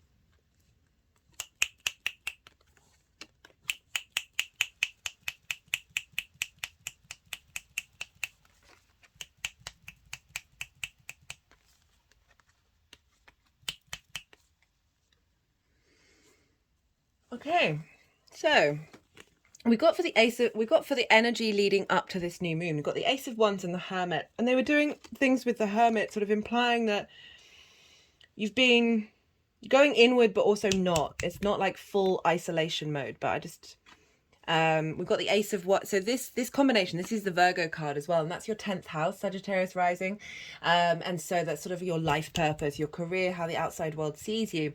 That if we sort of loop, that can be for some of you that this energy's been drawn into your exploration of what moves you. What is your passion? What where are your needs being met in terms of your drive or your confidence, your ambition? What it is that virility of life, the Ace of Wands, that fire energy, that creative energy, how how like you've like the combination of these two is saying that you have been going on an inner journey and finding your inner wisdom around this spark, around this desire for a new way of engaging with this energy. And for those of you like and in that journey, I mean, the reason why I say that is because the ace has gone first with the hermit, so it's implying that this has popped up and then you've spent time in culmination with it, and through that culmination, through that cultivation, the hermit going inward, finding that innate wisdom within you, that you then, there's a new way of engaging with it coming out the other side. So the hermit this isn't about you necessarily being in isolation, and it kept moving the cards upright, half, and then in reverse. And reverse would kind of say that your that wisdom is then going out into the world, or you're not necessarily in a state of isolation. But I feel like you've just been spending a lot of time contemplating. You may be around other people, but your headspace has been processing, whether that's or may have been on an unconscious level, that you're figuring out where your needs are being met in that give and take in the outside world. And that's, you know, it's not just the big outside world, but as I said, also those intimate relationships, our friendships. What is it that we want from it that is going to facilitate that spark of passion, that spark of life that is within you? And then we have it could also have been of in contemplation, right, in contemplation of what this means for the collective as well, right, for some of you, because this is the 8th house and this is the outside world's resources, of you being in contemplation of spirit, and being going inward and finding the details and expression of what that means for the collective, right? That might be for some of you. And everything that we do on an individual level is helping the collective at the same time. We've got for the moon itself, right? This is balance. This is justice. This is Libra. This is your hopes and your dreams. This is about things coming into balance. It's very karmic clearing of relationship dynamics, okay? So the 8th house is about that give and take between you and your relationships. It doesn't just have to be romantic, but there's this sense of this moon coming in with the sword of truth, of that clarity of the ace of swords that she's holding in her hand with the scales, of wherever there's been an imbalance, and that can go either way. It's not just one way. It can be either way. We've all been in certain ways of what it is that we're taking from relationships, or what it is that we're giving. We have the capacity of being both of those things. Things are coming into balance, and this is with equity and fairness, right? This is a sense of justice coming in, and it's not a negative thing. It's very much about. I talked about that 8th house of this is the space where we're having Cancer there, of not necessarily that intermingling of your personal relationship to emotions linked into the give and take, the outside world's resources. Is almost like you haven't been able to express that on a personal level in a way that is fully balanced, and the justice card is coming along and helping bring and rectify the situation, and helping you be able to, as I said, it can be very porous having that in the 8th house of how you're connecting to the outside world via your needs, and your nourishment and your emotional personal connection. That can feel, I can understand why that would need contemplation and need to sit with it and work with it, because that could be difficult, but there's such magic there.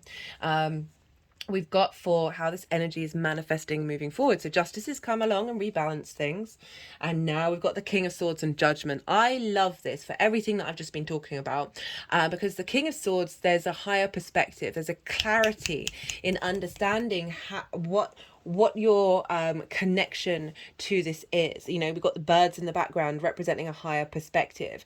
The King of Swords is very sort of, they know what they want, they know what they're going to do, and they're going to take action on it, and it's based off of sort of higher ideals. It's very much that Aquarian energy. So rather than feeling that you have sort of, as I said, there's the potentiality of sort of losing yourself in that 8th house.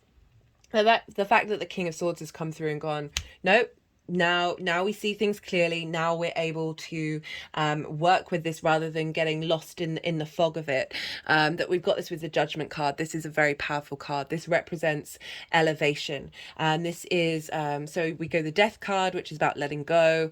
This is the simplest version of it. The Alchemy card, the Temperance card, which is about alchemizing that which is left after you've let go of things, and then the Judgment is having alchemized yourself. Every part of you or your dynamic with the outside world is being, that frequency in which you engage is being raised up. There's a sense of ascension. There are big mountains in the background, again, of that higher perspective, and we've got the angelic energies. A lot of this energy that I channeled for this collective reading was that we are being supported, we are being rebirthed, we are being elevated. So your dynamic, your ability to understand how you emotionally connect, what it is that you need from those relationship dynamics, in a very healthy way, is being raised up. The frequency is being raised up, having been brought into balance. So this is how this energy is manifesting moving forward. Interestingly, I've got some energy around my spine, and it feels like it's moving up the spine, and so I'm just wondering if there's a sort of a release of karma coming through, that are blockages in the way that you're able to flow in the world. So, you know, when you've got the sun moving through the 8th house, this is often when you're really good at going out and about in the world and utilizing the resources in exchange, and being, you know, not necessarily sociable as in friendship sociable, but just being more out in the world. That when we have this new moon here, this is helping us bring into balance, helping seed in our unconscious space this need for clarity and understanding of what is it that your soul wants in order to exchange in the outside world. And I love these cards. You've got 3 major arcana, Sagittarius, right at the top. So that's the crowning energy. Right, I'm going to pull some clarification cards. This is the numerology deck. All the decks are in the description box if any of them take your fancy. Let's see what wants to come through for Sagittarius on this new moon. Environment. Okay, that makes a lot of sense. That you've been working through and trying to figure out what is it that you need, right? I always say, don't... like, cultivate that inner resource and don't necessarily claw or seek something from the outside world. And the more that we do that, the more we're in our own innate confidence and wisdom of that we are the universe manifest, right? So we have all the resources we need. The more that things come into balance, because we're not trying to control the situation. Go check out the Gemini new moon video, because I talk about control and chaos quite a lot in that. I barely talked about the astrology at all. For me, it's a fundamental video in terms of how to engage with the universe in terms of like magic and the brain and how we collect information.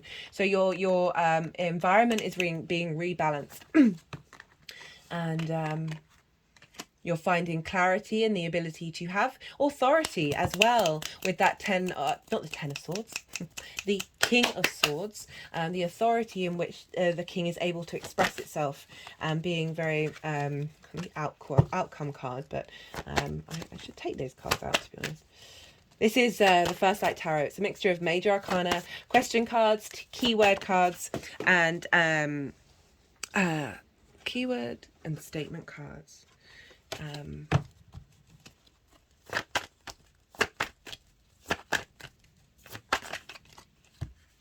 Harmony, bridges, joy. Okay, so this new moon, right, you've got this very powerful new moon happening in the 8th house. Your ability to connect to the angels, other energies, right? The unknown, the unseen, however that looks to you, and being able to be a bridge to that connection, and through that being able to find joy and harmony in the way that you engage with the outside world, right? Edgar Cayce had a pile up, and he was a medium and a psychic, a phenomenal figure. He had a stellium. He had loads of planets in the 8th house, and I always like to bring him up, even though it was in Pisces, right? But it's still a water sign. But regardless of that, it's the fact that the capacity there are many different frequencies of how all these planets interact, okay? So you can have the very physical, the very 3D, and you can go through the layers until you get up to the higher dimensions. The more that we understand the 3D, the more that we integrate that and be at peace and at flow with it, the more those other dimensions come in. Now this is, whenever this card comes up with bridges and joy, is like, the ability to connect and be in harmony with the flow of your relationship with the creator energy is definitely what I'm getting coming through. Okay, Sagittarius, I am going to leave it at that, otherwise I could keep on going. If anything resonated, don't forget to hit the like button. There are lots of things you can do. This is a growing channel to help push the YouTube algorithm out there into the world. If you felt like this gave you some perspective, sort of understanding of what's going on, maybe feel a bit empowered about the energy that's coming through, there are lots of things you can do to help that algorithm go, let's send this out further, and then more people are able to access it. You can like the video, leave a comment, even if it's just an emoji, or let me know what sign it is that you're watching from. Watch the video to the end. I say that knowing that this is the end of the video, but if you come back and watch other videos, watching them to the end, even if it's just on mute, can really help the algorithm go, oh, okay, this is something that we're going to send out into the world. There's loads of other things, but I won't list them all here. I really appreciate your time and in your energy, Sagittarius. Thank you for being here. I love to chat about the astro weather, so if you just want to send me a message, I will always get back to you, because this is my favorite thing in the world. Be good to yourself, Sagittarius. Be good to those around you, and most importantly, be well until we meet again.